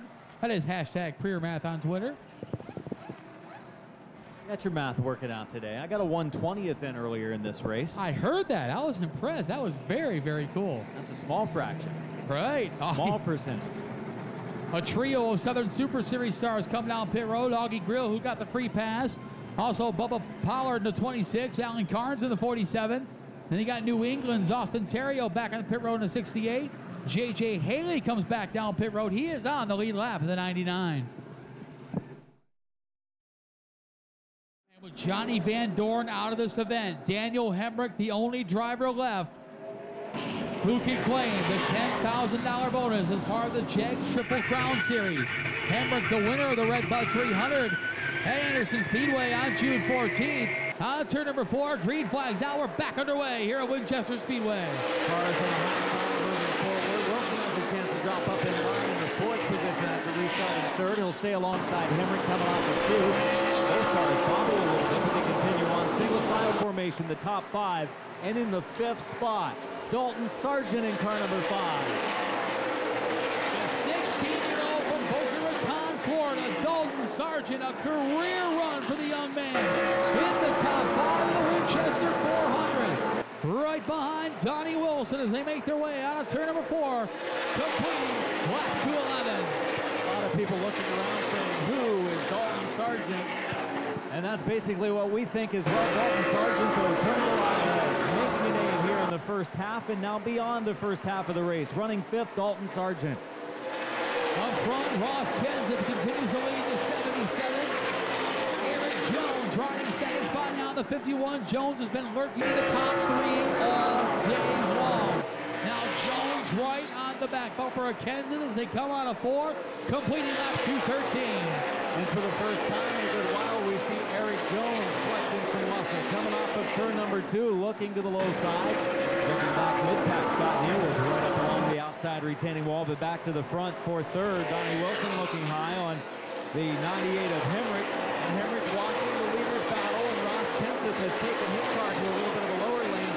Drivers searching around for a quicker group around, and I think they're finding one a little bit lower away from the wall. Kenseth, your leader, the 51 Eric Jones second. Third and fourth, a pair of 7 Super City stars. Daniel Hemrick, the 98. Hemrick also the 2012 Jeg CRA All-Stars Tour champion. Donnie Wilson right behind him. A great season in Southern Super Series competition for Wilson, the Oklahoma City, Oklahoma driver, as he runs in the 4th spot. Running 5th is Sargent, 6th place is Stephen Nassy, running in the 7th position, Travis Braden, 8th Cody Coughlin, and 9th, the 29 of Tommy St. John. Austin Terrio still riding around bottom side of the track. It's been a tough day for Austin Terrio. He has shown his strength at times, but right now having car issues on the 68. Travis Braden taking the pin to the inside of Stephen Nassy. That is 4th to 6th position. Right behind them, the lap car of Cody Coughlin. While Tommy St. John right there on the 29. Braden completes the pass on Nassy.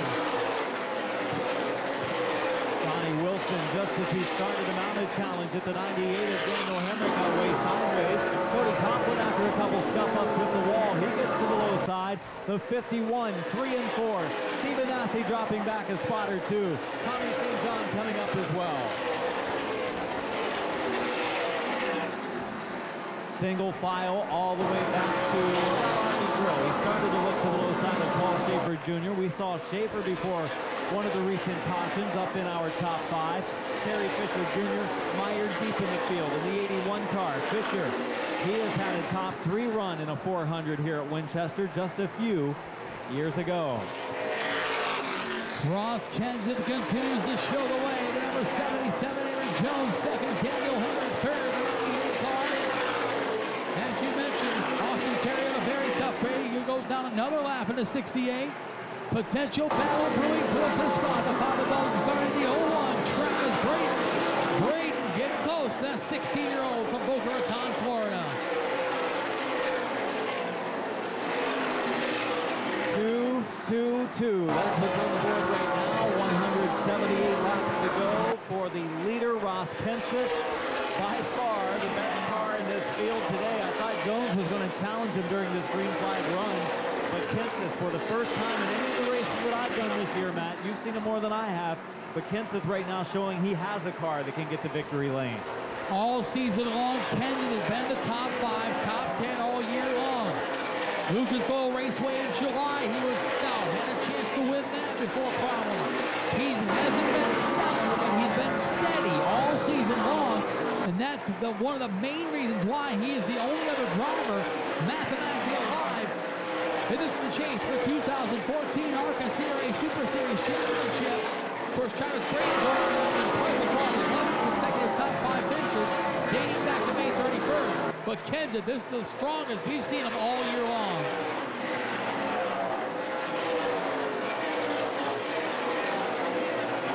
Single file formation, and we're going to have a battle in our top 5 in moments for the 5th spot. Dalton Sargent holding on to 5th right now. Travis Braden would like to take it from him. The West Virginia University number 01 of Travis Braden looking low, heading into turn number 1. Sargent's car is pretty strong, it's pretty fast, but it's a little bit on the edge right now, and I think that will help Braden in his pursuit to take 5th away. Single file route to the most of this half-mile high-beam paved oval here in Winchester, Indiana. The 43rd running of the Winchester 400. It is the Boy Machine Company Ford from Little Shoe, Wisconsin. The 77 of Ross Kenseth. Your race leader, the Project Pink Toyota from Byron, Michigan. The 51, Eric Jones, riding in the 2nd spot. Then we have the Jacqueline Beef Jerky Ford from Kannapolis, North Carolina. Daniel Hemrick riding off the podium in 3rd. 4th spot right now, Donnie Wilson from Oklahoma City running 5th, Dalton Sargent. Who? Dalton Sargent, that's who, in the 5th spot in car number 5, running 6th. The 01 of Travis Braden, 7th, the 1 of Cody Coughlin in 8th position, the 29 of St. John. The 4 car, Scott Neal, and the 37 of Brian Hoare.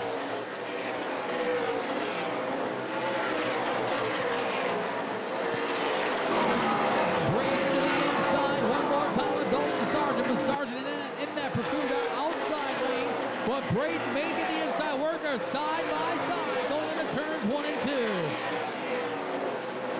Braden sideways. He and Sargent maybe running a little bit. Braden has to check up. Conklin closes the gap a little bit. But in front of him, Travis Braden in the 01. Sargent in the number 5. They've had a heated battle for 5th. Cody Conklin off, 1 lap off the pace. Number 1 machine desperately wants to see a caution to get that free pass. And that Jegs.com Toyota as Ross Kenseth continues to show the way. 234 laps completed, 166 to go. Kenseth and Jones, your top 2 with Henrik lurking back in 3rd. Cody Conklin, we were talking about the run he was having and coming back through the field, trying to put himself in position to be the free pass, the lucky dog, showing 2 laps off the pace at this juncture of the race with 165 laps to go. And the 77 of Kenseth continues to pace the field at a torrid pace. And having no real challenges after he has taken over the lead.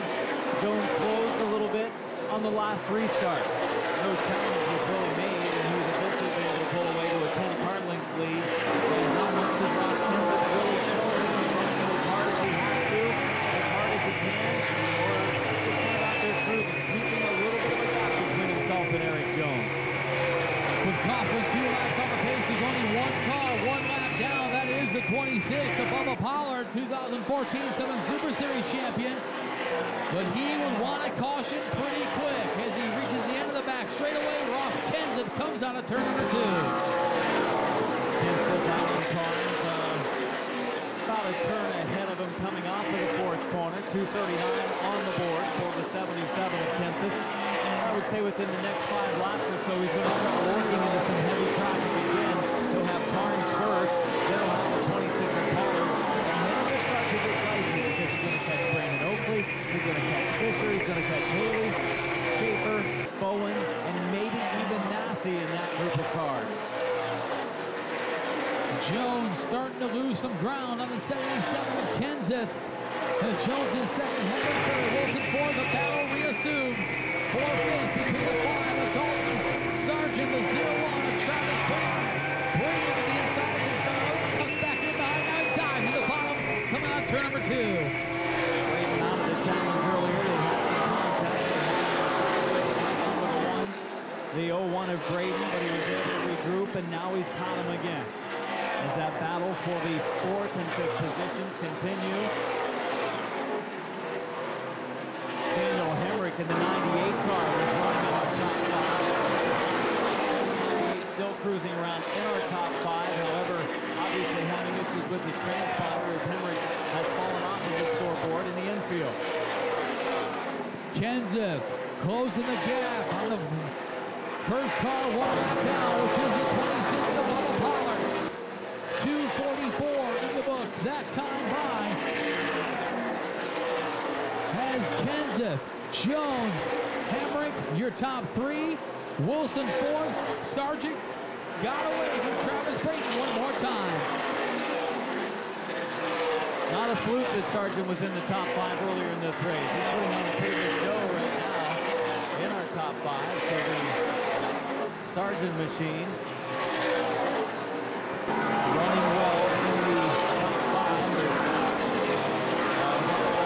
2 of Johnny Wilson, who's been pretty good today, and the 98 car of Hemrick as well. So Hemrick losing transponder signal, being hand scored compared to the rest of the field, and obviously keeping a visual on the 98 of Hemrick compared to the rest of the field. We know he's running well on the lead lap. We've been keeping our eyes on him today because he started so deep in the field.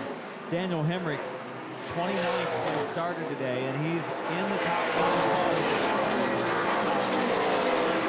Kenseth closing the gap on Bubba Pollard, number 26. Pollard already a lap down, desperately wants to see a caution. Paul Schaefer Jr. was up to 5th at one point. Now he's in danger of going a lap down as Pollard goes to the inside of him. And with Kenseth potentially passing Schaefer, Pollard desperately trying to stay in that free pass mode. Also in big time trouble right now, the 51 of Stephen Nasse, who was up in our top 5 and strong earlier. Stephen Nasse, the white and red 51, has really dropped off the pace over the last 5 laps or so. Saw him lose a couple of positions. Anderson Bowen, J.J. Haley getting by, and he's one of the next 3 to go down a lap to the leader, Ross Kenseth. He is caught Bubba Pollard on the backstretch, 150 to go. Eric Jones and Daniel Hemrick catching up to Paul Schaefer Jr. As Kenseth looking to negotiate around Pollard. He'll go to the inside of turns 1 and 2. Pollard lets him go. Come on to turn number 2. Now he's hoping for a yellow because it's the first car a lap down, the 26 of Pollard. And all of this is a bad break when these other drivers go laps down. To Cody Coughlin, who's a couple laps off the pace. And he's a car that's capable of winning this race. We've seen how good it is.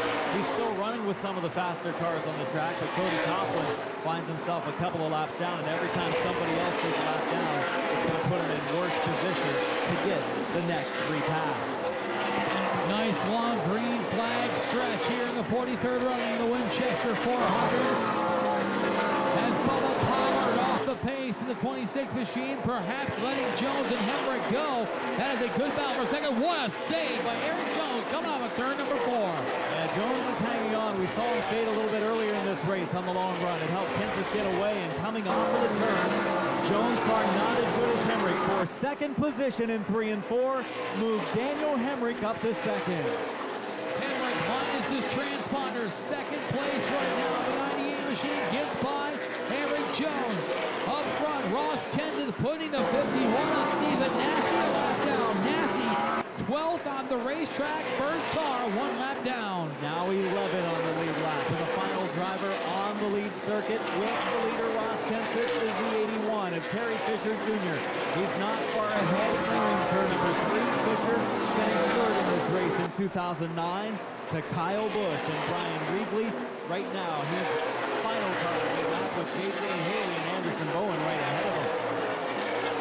Hemrick and Jones looking to get by the white 51 of Stephen Nassy. They both do relatively easy. They go through 3 and 4. Back in the field, Donnie Wilson is 4th. Dalton Sargent 5th. Travis Braden is 6th. Go all the way back to Tommy St. John in 7th. Brian Hoare is 8th. Scott Neal is 9th. Augie Grill back in the top 10 with some damage to the driver's side of that 112 machine. Been a long trip for some of the drivers from the south, and a tough day for some of those from the south. The 77 of Kenseth, 51 of Jones, 98 of Hemrick coming in, as you can say, from the south from North Carolina. The first of those drivers from the Southern Super Series in the rundown at the front of the pack. Donnie Wilson having a nice day in 4th. And Dalton Sargent continues to run well in our top 5. And he's in fact closing on Donnie Wilson. Wilson's car starting to get a little wiggly coming off the turn. 50-51 lap green flag stretch here. With Ross Kenseth continuing to lead, 261 in the books. Daniel Hemrick 2nd. Eric Jones 3rd. Go back to Donnie Wilson, who's in a cluster of cars. My goodness. Wilson, Sargent, Braden get through both Pollard and Nassy. Coming out of 3 and 4. Wow, that was close. The lap car is moving over for the lead lap cars there. Nassy's got his hands full. Bubba Pollard was looking to the outside of Nassy. Didn't know that the lead lap cars were right behind him. He started to move over. He did. Another car on the pace as the 4 of Neal raced with him was the 29 of Tommy St. John. And that's a near contact up in turn number 2. But continue on. Kenseth, look in his rearview mirror. I think he sees that 98 car getting bigger and bigger. Daniel Hemrick is closing on Ross Kenseth, 264 complete. And Eric Jones does not let those top 2 cars stray too far on in front of him. Kenseth, Hemrick, and Jones, your top 3 machines. Your second trio, 4th, 5th, and 6th. The 2 of Donnie Wilson, the 5 of Dalton Sargent, the 0-1 of Travis Braden. Coming on turn number 4.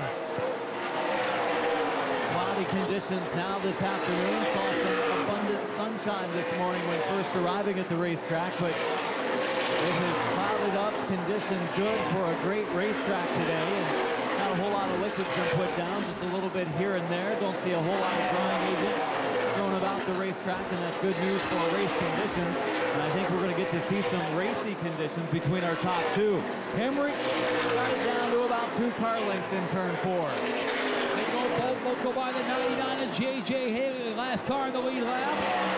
Kansas negotiates around him coming out of turn number 2. He'll make the pass. So Daniel Hemrick has Kendall and Hemrick. Kareem preparing 3-4. Working to complete lap 268. Jones, despite dropping off a little bit during this green flag run, hasn't really lost sight of the leaders. They're right in front of him.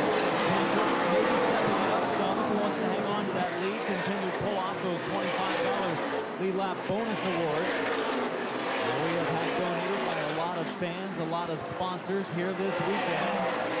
Thanks to the staff of Winchester Speedway and Charlie Shaw collecting all of that, and now Hemrick does close the cap again. We're going around the 7 car. Paul Schaefer Jr. in turn number 4 as they race for the number 1 spot. The driver currently second in the ARCA CRA Super Series points. Ross Kenseth battle with the driver who finished second in the Southern Super Series points. Daniel Hemrick, the battle's over. Hemrick to the inside. He'll take the lead on lap 271. Long green flag run right now, longest of the day, Matt, and these cars are skating around the high bank. You see a lot of them just hanging on to the wheel. They're probably saying, caution, I want to go to the pits and get some fresh Hoosier rubber, but right now they're having to run and hang on for as long as they can. Kenseth's one of those right now that has found the limit with what his car can take. Hemrick, he would like to see this thing stay green for a while. His car looks stout. Next car to go a lap down, the 29 of Anderson Bowen, who had a breakout year in the Southern Super Series. Bowen, the 2012 Howie Leno Memorial Rookie of the Year, the Jag CRA All-Stars Tour. Picked himself up a couple of event wins in the Southern Super Series this year. Now in danger of going a lap down to fellow SSS competitor Daniel Hemrick. I think of always the Sunoco Super Series, or the CRA Super Series used to be called. That was always the initials way back when, before they became the ARCA CRA Super Series, and we are, oh, you're over the accident, we had some contact with the wall. The 5 of Sargent scuffed it up. Car looks to be running okay, coming off of turn number 4, but in the middle of the backstretch, Dalton Sargent does have some damage to the right side. Car's still running okay, and you can see some damage to the front end of that car as well. He's battle scars on the number 5, and he's going pretty good. Not very many cars leave Winchester Speedway without some sort of battle scar. And an ode to the Darlington stripe, the Winchester stripe. Here at the legendary high banks of Winchester Speedway, as Daniel Hemrick continues to show the way. 277 in the books this time by.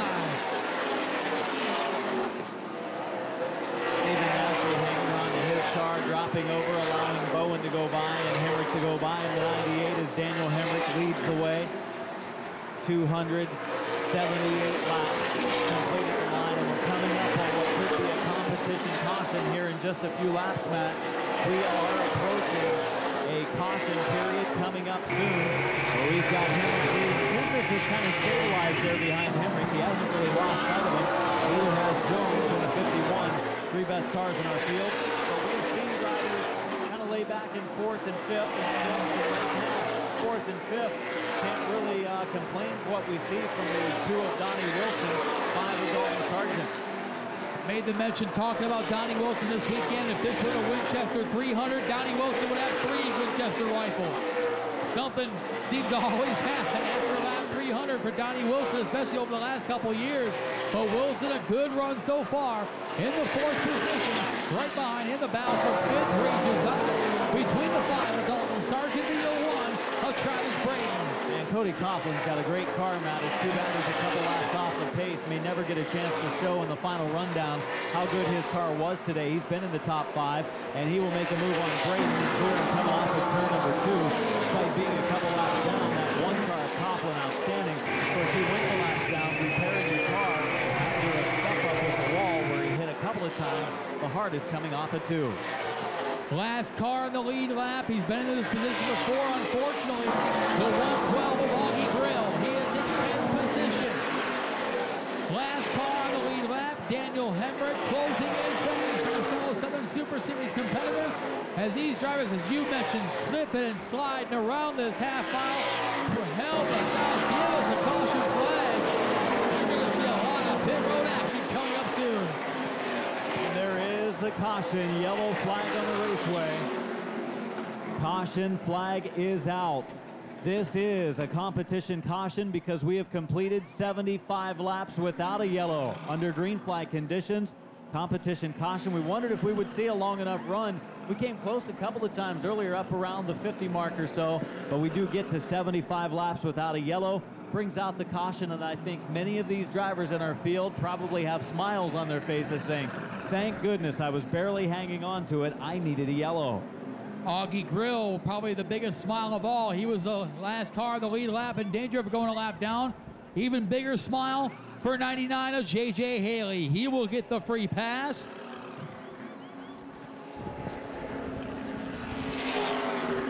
So we get ready to go.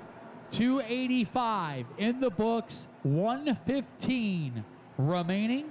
Have a percentage or a fraction for that one, Matt? Nah. Got to find a common denominator on that one, don't you? Yeah, it's a 5. 286 completed the line for the 98 of Daniel Hemrick. Well, Kenseth, who I thought was the strongest car in the field, and he has been for much of this race, leading the most laps so far. Eric Jones, who was very strong early on and I thought had the second strongest car in the race, has maybe getting proved wrong right now. 98 of Daniel Hemrick. He's passed a lot of cars. Started this race in 29. The strategy's been good to this point to give him a chance. He's made actually one of the pit stops, made a couple of stops to put him deeper in the field again. He lost some positions.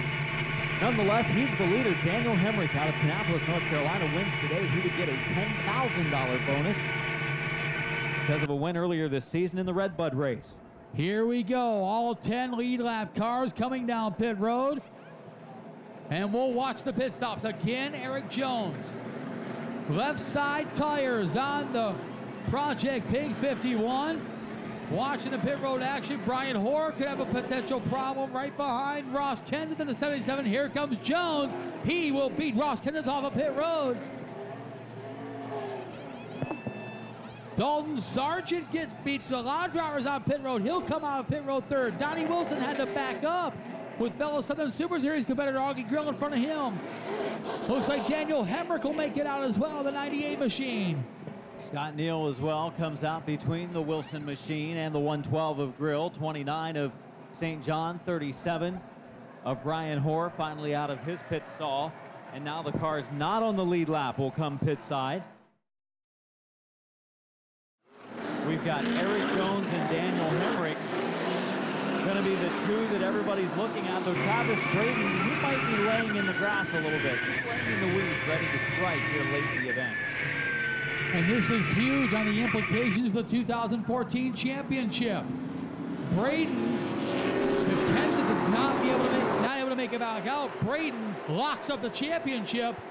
As the green flag comes back out, we're back underway here, lap 295. And the hood is off on the 77. Ross Kenseth on pit road, and it's a terrible, terrible break. We see Dalton Sargent in third right now. He and Braden nearly get together again, coming off of two to continue on.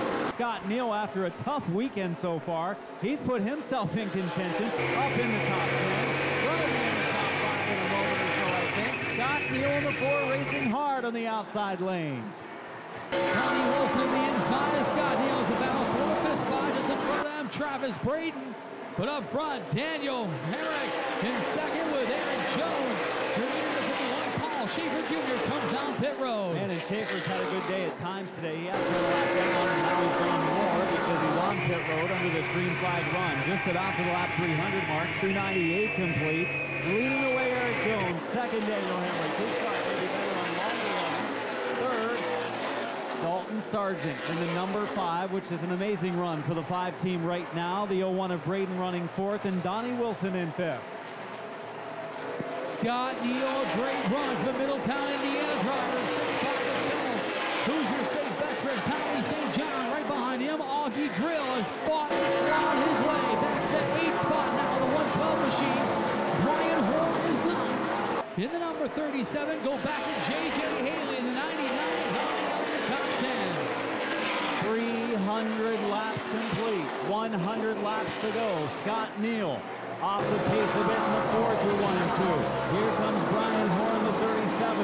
Many of the fans moments ago thought they were about to see a mishap as they jumped to their feet as the cars went through the first and second Brian Hoare side by side with Scott Neal as St. John follows closely. Interesting to note, Cody Coughlin, who did not pit, as the leaders all did, he got what is in the Sprint Cup world called the wave around. So Cody Coughlin back down just 1 lap off the pace. Anderson Bowen is the first car, 1 lap down, followed by Bubba Pollard and Cody Coughlin. Those 3 cars, 1 lap off the pace. Everyone else, 2 or more laps down. We're basically inside the range now of what a normal Super Series race is, and Travis Brayton just checked up big time on the front stretch to avoid contact with Dalton Sargent. Fisher stuffs the wall up in 1 and 2. The back end of his car continues on. The back up for that 3rd position. Dalton Sargent in the 5 came off of the wall in the front stretch down into the lane where Travis Brayton was looking underneath. It was almost disaster for those 2. Braden runs in 5th with the 0-1 machine. Augie Grill, the 6 spot, the 112 as Ross Kenseth comes back onto the racetrack in the number 77 machine. You never know what can happen, Adam. Kenseth, although several laps off the pace. Matter of fact, he is 13 laps down the 77, but if something happens to Braden, Kenseth still on the racetrack, going to be turning some laps. Very unlikely at this point, though, is now Sargent will lose the 3rd position to Donnie Wilson. Wilson still running past the 300 mark today, Matt. He's trying to change his luck in Winchester 400s. He's always good here on the high banks, and Wilson, one of the top competitors on the Southern Super Series, always makes the long trip from Oklahoma City. Travis Brayton moves up into the 4th position. Sargent back in 5th. Augie Grill into the 6th position in the 112. It's been a tough day for Grill, but all of a sudden nearly into the top 5. And Brian Hoare making the most of his ARCA CRA Super Series debut, the 7th-time American-Canadian Tour champion. First ever appearance here at Winchester Speedway. A great job for the Williston, Vermont driver.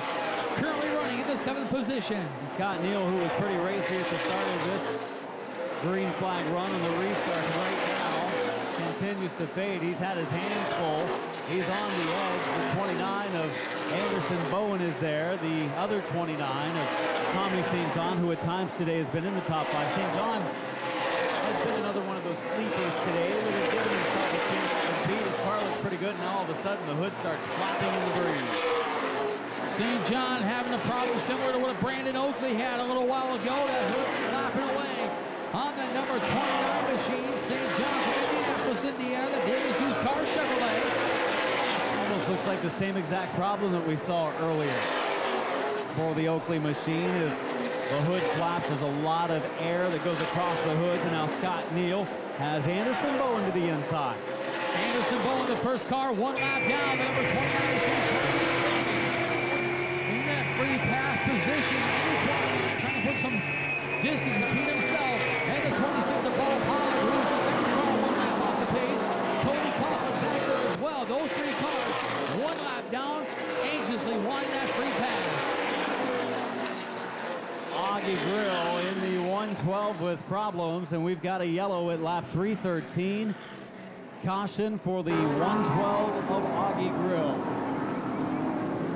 Yellow flag out, down to our final 86 laps of action.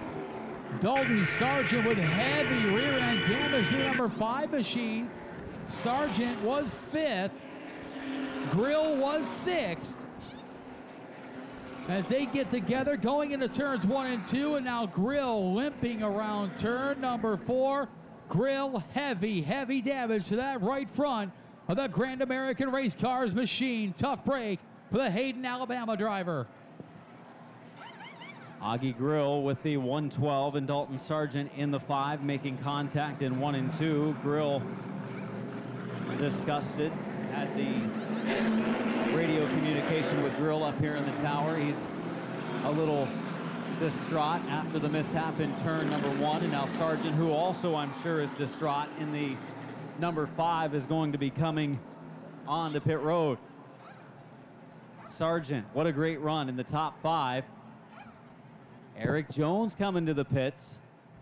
And he got left sides the last time, right, Matt? So he'd be probably setting up for right sides now, where Hemrick in the 98, I believe, already has right sides on the car, so he's going to stay out. They didn't get many laps on that time. He's now dropping low. It looks like he's going to try to come in as well. So Yeah, changing his mind now is the 98 of Daniel Hemrick. He gives up a spot in the process, though. So now it's a matter of who comes out of pit road first. Will emerge as your leader. All the lead lap cars on pit road. The 29 of Anderson Bowen will get the free pass. He'll go back in the lead lap. Very important pit stop, and Jones already back out of the 51 machine. We'll see what happens. He makes his way through turns 1 and 2 of pit road. They get those tires changed before they come to a stop. I think they're so quick in and out of the pits. The 51 team of Eric Jones back around through 1 and 2. And a lot of these teams have hired guns from some of the top NASCAR ranks. I'm sure flying them in from this past weekend of racing.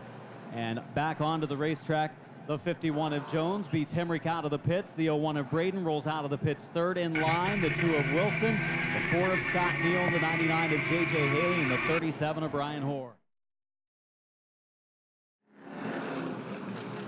Laps continue.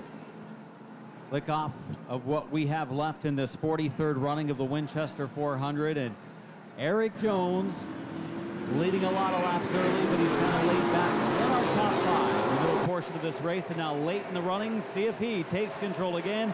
Jones nearly up into the wall in turn number 4. The bring it out. He and Braden a little contact on the front stretch, and Travis Braden goes into the lead. The West Virginia University Chevrolet, Travis Braden out in front. He will officially take the lead on lap 325. Jones. Scott Neal racing for the 4th position. Brian Hoare on the inside. Scott Neal on the outside lane for 4th. Neal has had his hands full with a car that's been on edge. It's still really free through the corners. And he's hanging on to it, and he's up into 4th. Donnie Wilson on the podium in 3rd as what a save by Scott Neal. The number 4, he was all caught the sideways. Coming out of turn number 2. I'm not even sure if that's a save, Matt. That's the way he's racing that number 4 car. It's been sideways for much of this race. Loose is fast, and I think he's trying to prove it big time this afternoon as he comes off of 2 sideways again. That 4 of Neal hanging on to 4th, leading the way, the 01 of Braden, and he looks strong right now. Braden getting away from Eric Jones in the 51 machine. Donnie Wilson in turn the 2. Scott Neal hanging on once again. He's in the 4th spot. Brian Hoare, a good run for the Williston Vermont driver, the number 37 machine. The 42-year-old American-Canadian Tour champion. Very impressive in his Winchester Speedway debut. Scary moment going into turn 1 as Daniel Hemrick laid the bumper to Tommy St. John in the battle out of the top 5. They continue to go at it as Hemrick tries to make his way back to the front after having to pit a second time with that caution for overheating issues. Hemrick mired pretty heavy traffic right now behind St. John, Hoare, and Neal. What's interesting to note, it's been kind of lost in the shuffle today. To hear the Winchester 400, the Jegs Triple Crown Series. Johnny Van Dorn and Daniel Hemrick, the only drivers eligible for the $10,000 bonus. Now it's just Hemrick, but Hemrick mired back into 7th spot. If the race would end now, not only would Travis Braden win the series championship, he'd pick up the $5,000 bonus for the Jegs Triple Crown point. So Braden looking at a plethora of awards should he hang on. Lead trio in a breakaway. One of the best runs during the course of the day today for the number 2 of Donnie Wilson. Not that he was running badly earlier. He's just running maybe a little bit better right now. He's up there in a podium spot right now, 3rd. The Oklahoma City driver, veteran Donnie Wilson, trying to track down the 2 leaders. Scott Neal slipping and sliding around this half mile. He bouncing off the wall. Coming out of turn number 4. Hanging on in that 4th position. Neal with Brian Hoare 5th. Now Daniel Hemrick finally gets by Tommy St. John. Hemrick will challenge Brian Hoare for that 5th position. Scott Neal's driver, Dalton Armstrong, had one of his better runs on Friday night in the CRA All-Stars Tour race, and right now Scott trying to impress in his own car. As Scott doesn't get a chance to race much anymore. Racing is basically something he does just on special weekends like the Winchester 400. He works on cars all year long. And the driver tutor as well. He's done a nice job with Dalton Armstrong today. He's doing a nice job behind the wheel himself. Scott Neal had 3 races on the 2014 schedule, all 3 of the Jegs Triple Crown Series events. The Redbud 300, where he finished in 6th, the Battle of Berlin 251, Series championship. Travis Braden, though, continues to lead the way. 338 laps in. Braden showing his strength late in the event. For Travis Braden, tough start to the 2014 season. Plenty of issues over the first few races with DNFs. Was mechanical issues, something in the electrical of the 01 car of Braden, as he had issues keeping the car running for the duration of an event. He was fast, but trying to get to the finish was a problem. And right now, Braden has turned it around second half of this year, leads the points, and right now leads the Winchester 400. Back for the fourth position, it has changed hands. Daniel Hemrick has taken the spot from Scott Neal. Now Hemrick's got a lot of real estate to catch up to fellow Southern Super Series competitor Donnie Wilson, number 2. But Braden comes out of turn 4, continues to lead. Everything started clicking for Braden on May 31st up at Berlin Raceway in Mark, Michigan. He got a top 5 finish, the first of 11 consecutive top 5 showings for Travis Braden. A big reason why he is the points leader coming into the weekend and potentially looking at his second consecutive championship. Eric Jones, though, might be just riding a little bit right now. I think he's in the tire track with Braden. He's trying out some different lanes, that time up along the outside retaining wall in turns 3 and 4. Not letting Braden get out of his sights. How much is Travis Braden giving? How much is Eric Jones pushing the issue right now? And we may not have seen our last pit stop of the day from those drivers. And caution flag is out. Around goes Dalton Sargent right in front of the leaders. The 5 of Sargent goes around.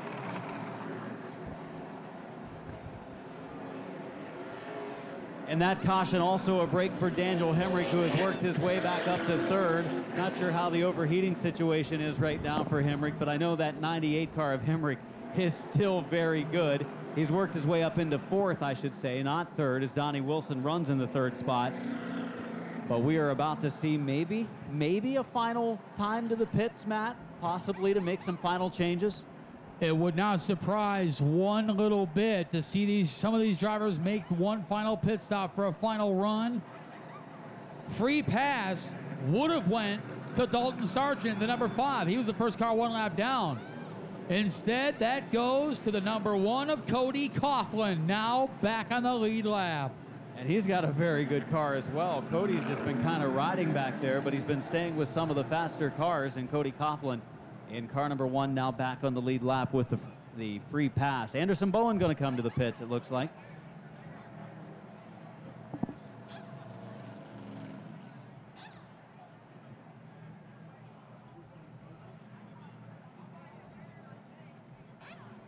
.345 laps complete and 55 laps to go.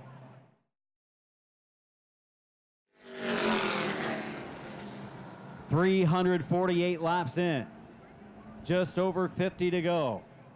The 01 of Travis Braden controlling the last green flag run. Will he again this time? He and Eric Jones pick up the pace heading into the 3rd corner. Daniel Hemrick there with him as well in the 4th spot. He'll be 3rd at the line. Hemrick looking to the outside of Eric Jones. This could be a big move.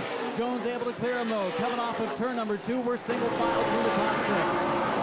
Hemrick's got a lot on the line. The number 98 machine. He's looking at the $10,000 bonus for the Jag Triple Crown Series.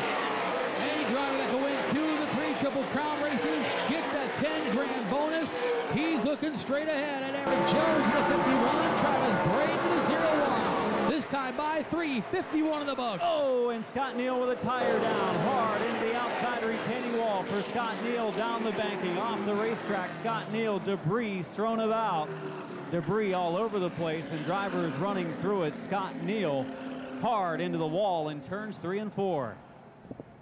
Hard contact by Scott Neal in the number 4 machine, that Winfield Solutions car. Crew running down, safety crew running down as well to check on the Middletown, Indiana driver. Very hard hit by Scott Neal. Looked like a tire went down or something broke on the right front because the car veered quickly to the right, sharply to the right, and you can see some smoke right before he hit. And Scott Neal in the number 4 hard crash in turns 3 and 4. 3:58 in the books, 42 laps remaining. Eric Jones Travis Braden, your front row. Donnie Wilson, Brian Hoare, second row. Tommy St. John, and a great run by J.J. Haley in the 99 machine. Anderson Bowen drops off the pace before the green. He's going to bring it pit side as the green flag is out. Travis Braden resumes as the leader into turn number 1, 3:59 complete. Going to be 40 laps to go next time around, and Bowen coming to a stop in 3 and 4.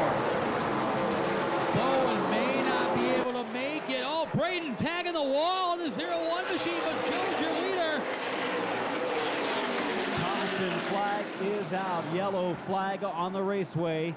360 laps complete, and caution for Anderson Bowen in the 29. Seemed to have lost power as the field was coming back to the restart, moved over. Cars were going by and then could not make it back to pit road. And right before that caution flag came out, Travis Braden slapping the turn 4 wall, allowed Eric Jones to get by. Eric Jones back in the lead once again. I think part of him slapping the outside retaining wall might have been that slide job that Eric Jones was pulling off. He got pretty racy, said, now's the time I want to make my move. Kind of went up a little bit into the lane of Travis Braden as they maybe scraped a little paint. And they were running out of real estate over in the 4th corner between Eric Jones and Travis Braden, but Jones had taken over the lead right before the caution, and he is now in the number 1 spot.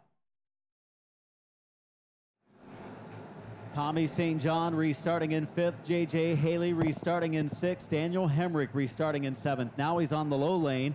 Cody Coughlin restarting on the lead lap in the 8th position.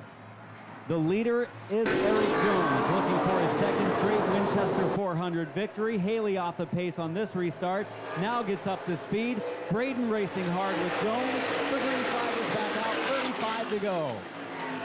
Jones and Braden pull away. Donnie Wilson goes around Brian Hoare for the third spot. Wilson back on the podium, the number 2 machine. 365, make it 366. This time by for Eric Jones. Jones leading by 2 car lengths. His car really cutting well. Coming off of turn number 2, extends his lead on the out straightaway. Wilson closing on the 01 of Braden for 2nd. Hoare running 3rd. Make it 4th now as he follows Wilson. 29 of Tommy St. John completing your top 5. Daniel Hemrick right there in the 98 machine. So is Cody Coughlin as they battle for that 6th spot.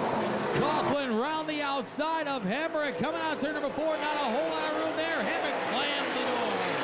He couldn't look any higher. He was going to be 2 wheels into the wall. Coughlin going to have to look to the low side of Hemrick. Coughlin, one of the fastest cars on the racetrack, finally back on the lead lap after a free pass a little while ago. Wheel to wheel with Hemrick through turn number 4.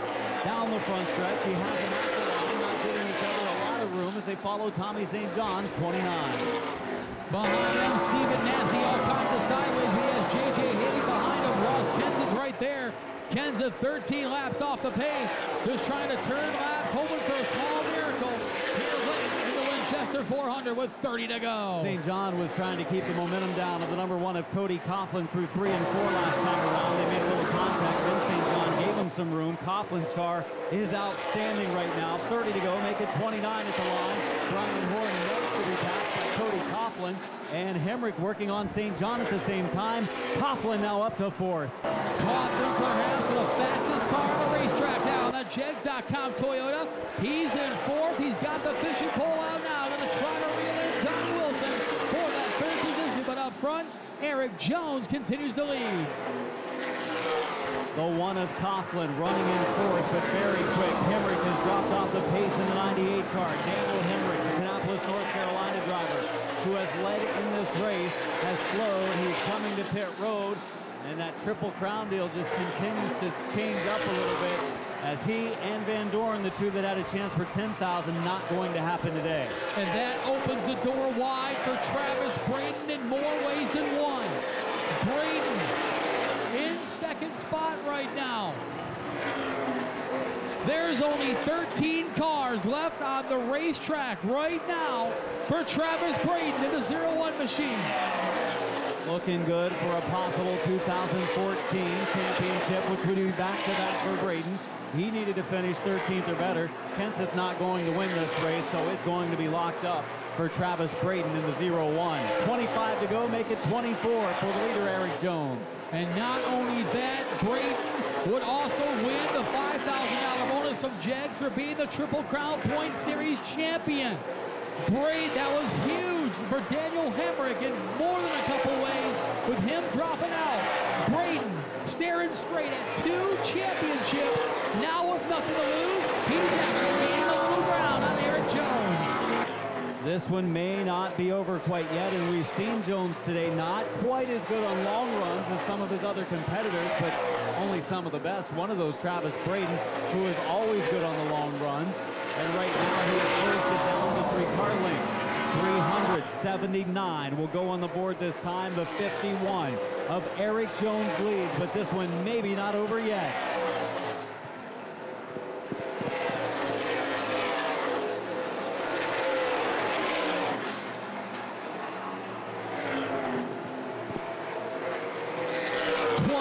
Laps to go for Eric Jones in the number 51 machine. Braden is there. Braden on the back bumper of Jones. They go down the backstretch. He'll negotiate on the orange 51 of Brandon Oakley, putting him another lap down. 19 to go at the line. Braden really took a nice lane through 3 and 4. Jones was way up by the outside retaining wall on the exit of 4. Not too sure that his car's to his liking right now. Obviously, it's still pretty good. Only one car has anything for him. It is the 01 car of Travis Braden. 18 laps to go in the 43rd running of the Winchester 400. Braden has 6 career ARCA CRA Super Series victories in his 3 years of competing in the Premier Tour of Champion Racing Association, but he doesn't have that signature win yet. For the leading West Virginia driver, he's going after Eric Jones. They come out of turn 2. If you're Eric Jones, you want to be far enough ahead of Travis Braden where he can't get to on the last 2 laps, because you know, if you can get to someone on the last 2 laps, especially the last lap, you're going to be willing, no matter who you are, to lay a bumper on someone. You may even do it now, Matt Freer, because it is the Winchester 400, and it means so much. The battle is on for the lead. 18-year-old Eric Jones in the 51, 20-year-old Travis Braden in the 01 machine. They'll go careening through 1 and 2 one more time. Laps continue to wind down here in the 400. Jones has put a few car lengths on Braden. I think Braden's car a little bit better through the middle of the corners. Jones has lowered his lane down to further to the inside. He ran the high side there for a couple laps in 3 and 4, and I don't think it was helping him. He's got 13 laps to go as it's Byron, Michigan driver Eric Jones wheeling West Virginia driver Travis Braden. Not really a surprise in our top 2 today, though I think we've had some drivers, Kenseth, Hemrick, Van Dorn, drivers that if they didn't have problems would be right there with them. Back in 3rd spot, the 2 of Donnie Wilson, distantly behind the 2 leaders. Cody Coughlin is stalled there in the 4th spot, the number 1. Go back to Brian Hoare running in the 5th spot, the number 37 machine. But up front, Jones and Braden now about to approach some traffic. 11 laps to go and lap traffic ahead. The 51 of Stephen Nasse. Will he drop low? Will he go high? Right now he's running the high side, so Jones is going to have to go to the bottom side. Coming off of 2, Jones able to clear Stephen Nasse. But Braden comes right with him. Braden enters the corner, had to take a funny lane in, and it's 10 laps to go. Final 10 circuits for Eric Jones. Jones and Braden gonna settle the 43rd running of the Winchester 400. Eric Jones, the defending race winner of the 400. Braden has locked up the 2014 ARCA CRA Super Series Championship. Now he's going after the Winchester rifle. He is there, he makes some contact. Braden to the inside, crowd to their feet. Wheel to wheel, down the backstretch. Travis Braden, Eric Jones into turn 3. Jones gonna reapply the bumper in 4. Braden up the bank and Jones to the low side and Jones back into the lead. Wow, Eric Jones, Travis Braden duking it out for the coveted Winchester rifle. Braden now looks to recoil. He'll look to go back after Eric Jones. This time by 7 to go. Braden fired up now, going to try to close back in as they reapplied the bumper one to another, and Braden is starting to close on Jones. 36 laps to go. We may not be done battling for the 43rd running of the Winchester 400. 6 laps to go. Jones and Braden in turns 1 and 2 one more time. Braden closing the gap. He's got the fishing pole back out and trying to reel back in Eric Jones. But does he have the right pace with 5 laps to go? The excitement isn't over yet. 5 to go for Eric Jones and Travis Braden. Through 1 and 2 we race.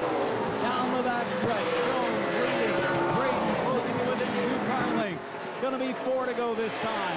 The Wheeling, West Virginia driver is there. 4 laps to go. And Braden about to make another challenge of Jones. Oh, Braden almost got to the back bumper of Jones that time by. Braden so much better in the corners here towards the end of the 43rd running in the Winchester 400. 3 to go now for Jones and Braden.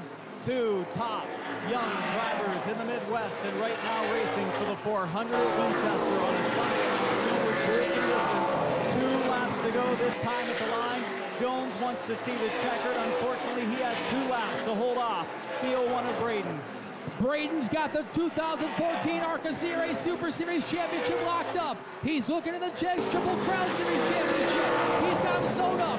Nothing to lose. 1 lap to go for Eric Jones, and here comes Braden. We always say it comes down to the final lap, no matter what race, no matter how many cars at Winchester. Right now, it comes down to the final lap again. Braden really drives it off deep. He closes on Jones. He's within a car length. He's within striking distance. Entering turn 3, drives it in hard. Just misses Jones. Up the banking, coming to the line, Byron, Michigan's Eric Jones. Travis Braden comes home in 2nd spot in the number 01, but he will lock up a pair of championships in that West Virginia University Chevrolet.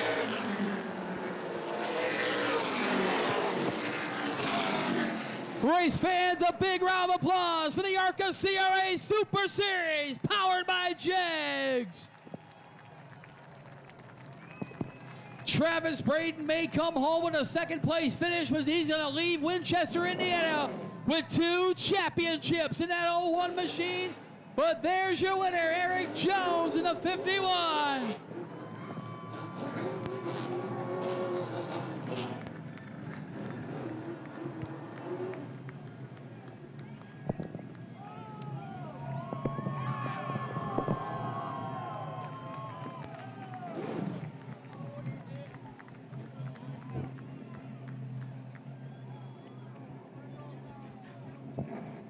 Eric Jones, the Byron, Michigan driver, his 2nd Winchester 400 win, back-to-back years for the driver from Byron, Michigan. We watch him race on TV now in the NASCAR Camping World Truck Series, the NASCAR Nationwide Series. We'll see a lot of them in the future.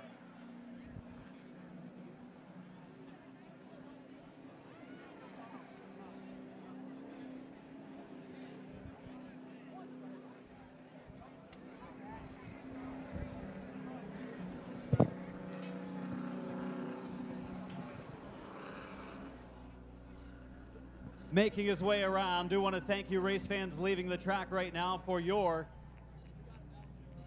attendance to the 43rd running of the Winchester 400. It has been an outstanding one, and making his way into victory lane at Winchester yet again.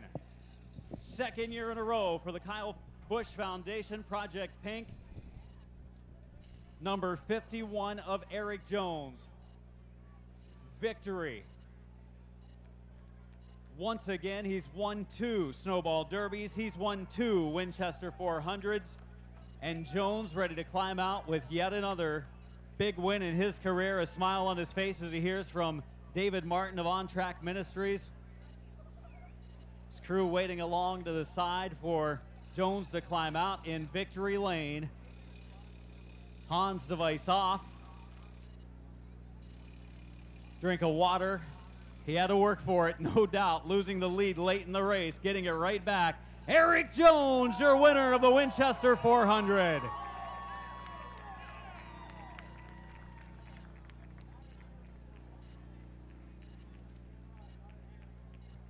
Celebration with his crew. RJ Scott from CRA with a handshake to Bon Suss from the team, as well as Eric Jones. Jones making his way to victory lane.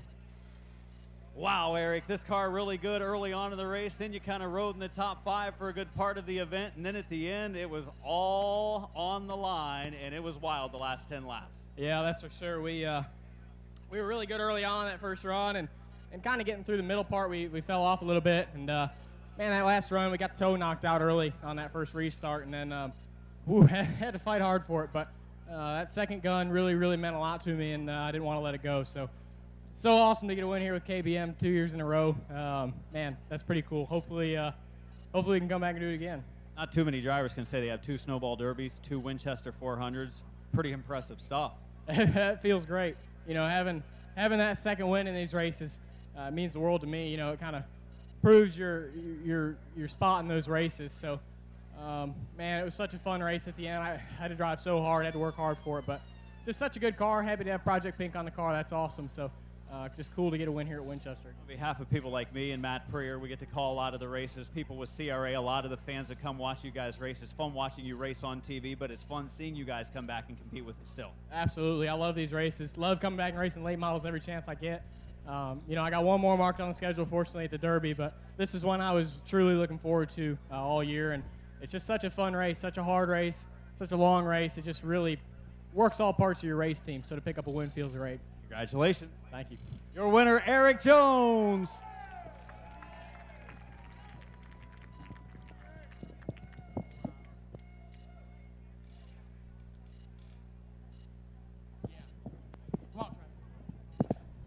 Race fans finishing in the second spot in the Winchester 400, but he's not going to walk away empty-handed. He is your 2014 ARCA CRA Super Series champion. He is also your 2014 JAGS Triple Crown Series champion from Wheeling, West Virginia, the 01, Travis Braden.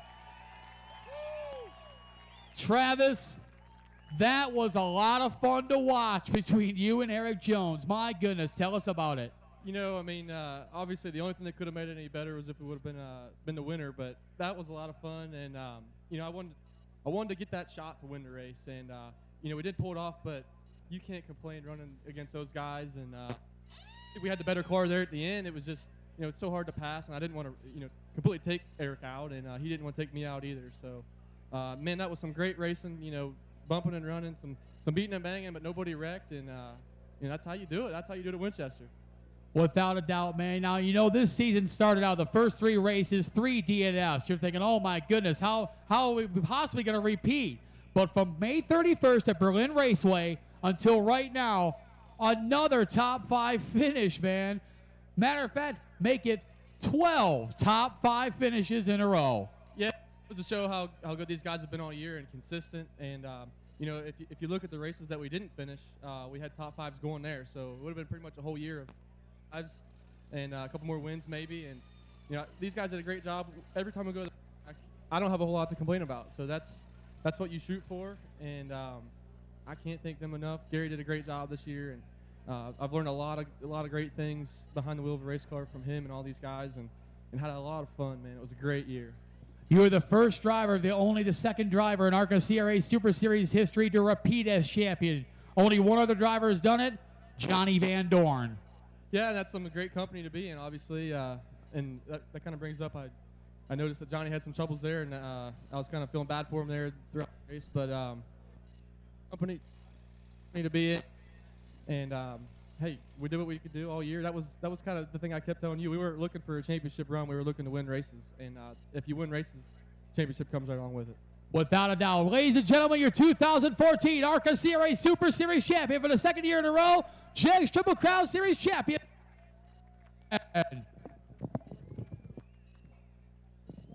50-50 tickets, get those out. 50-50 tickets. We got 3 drawings. First one for $862. Travis Braden gonna make someone $862.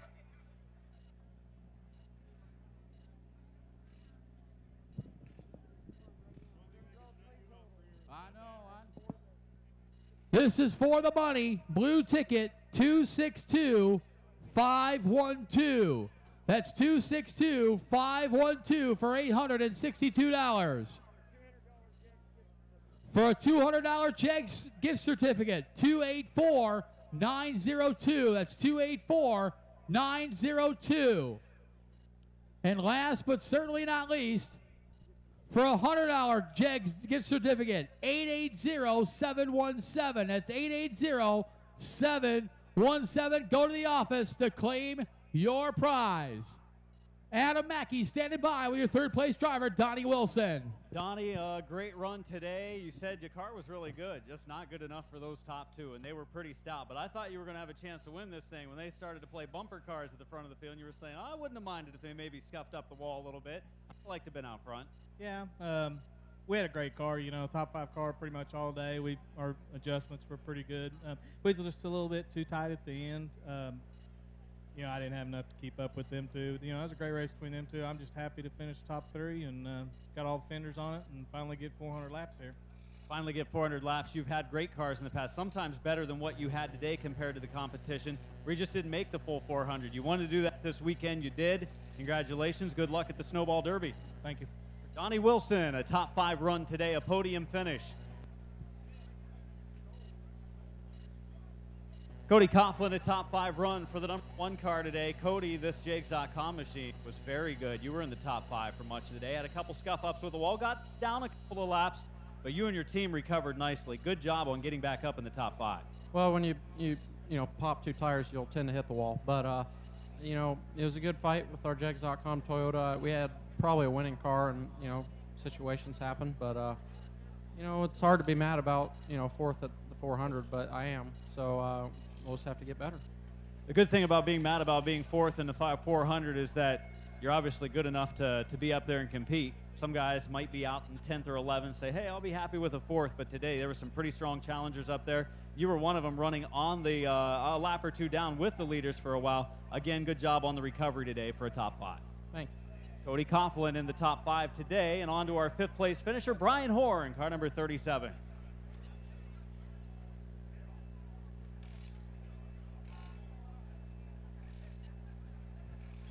Williston, Vermont, Brian Hoare coming on with a 5th place finish in his ARCA CRA Super Series debut. And Brian, what an outstanding job. First time here in the legendary High Banks. What do you think of him, man? This place is awesome. It's amazing. 37 degrees of banking, and it's like a roller coaster, and I like roller coasters. So it was a lot of fun out there, and it was a lot of fun racing with the guys. CRA rocks. We were interested in your strategy early in the race. It took you a while to come down pit road and get some fuel, some tires. Well, I thought we would keep some tires for the end, but you know, it was our first time, and we worked out a strategy, and it seemed to play out okay. Didn't ever think that we were going to have something for the win, but you know, we came here. It's the first time. It's a really solid run. You know, we just built a notebook, and it was a lot of fun. It's a long way back to Williston, Vermont. Got a lot of sponsors you want to thank, so go right ahead. Yeah, RPM Motorsports, and mostly just the team. Obviously, Goss Cars, they're our big supporter, and but I want to thank everybody. Brian Hoare coming home with a 5th place finish here this afternoon, the 43rd running of the Winchester 400. Once again, congratulations to your 2014 Rookie of the Year, Wes Griffith Jr., the number 33 from Crown Point, Indiana. Your 2014 ARCA CRA Super Series champion and Jegs Triple Crown Series champion, Travis Brayton, the 01. And also congratulations, your 43rd running of the Winchester 400 winner, Eric Jones in the number 51 machine. On behalf of Champion Racing Association, powered by Jegs, as well as the Winchester Speedway, we thank you for coming to the 43rd running of the Winchester 400. The next event for CRA is on January 3rd, 2015. The 2014 CRA Awards Banquet is the next event for CRA. Thank you so much for being a part of the 43rd running of the Winchester 400 weekend. On behalf of all of us from Champion Racing Association and Winchester Speedway, for Charlie Shaw, as well as Glenn Luckett, RJ Scott, Greg Wood, Eddie Chu, Brian Duncan, Michael McIntyre, the entire staff and management, and for my partner in crime, Adam Mackey up at the tower, my name is Matt Preer saying good night. We will see you in 2015.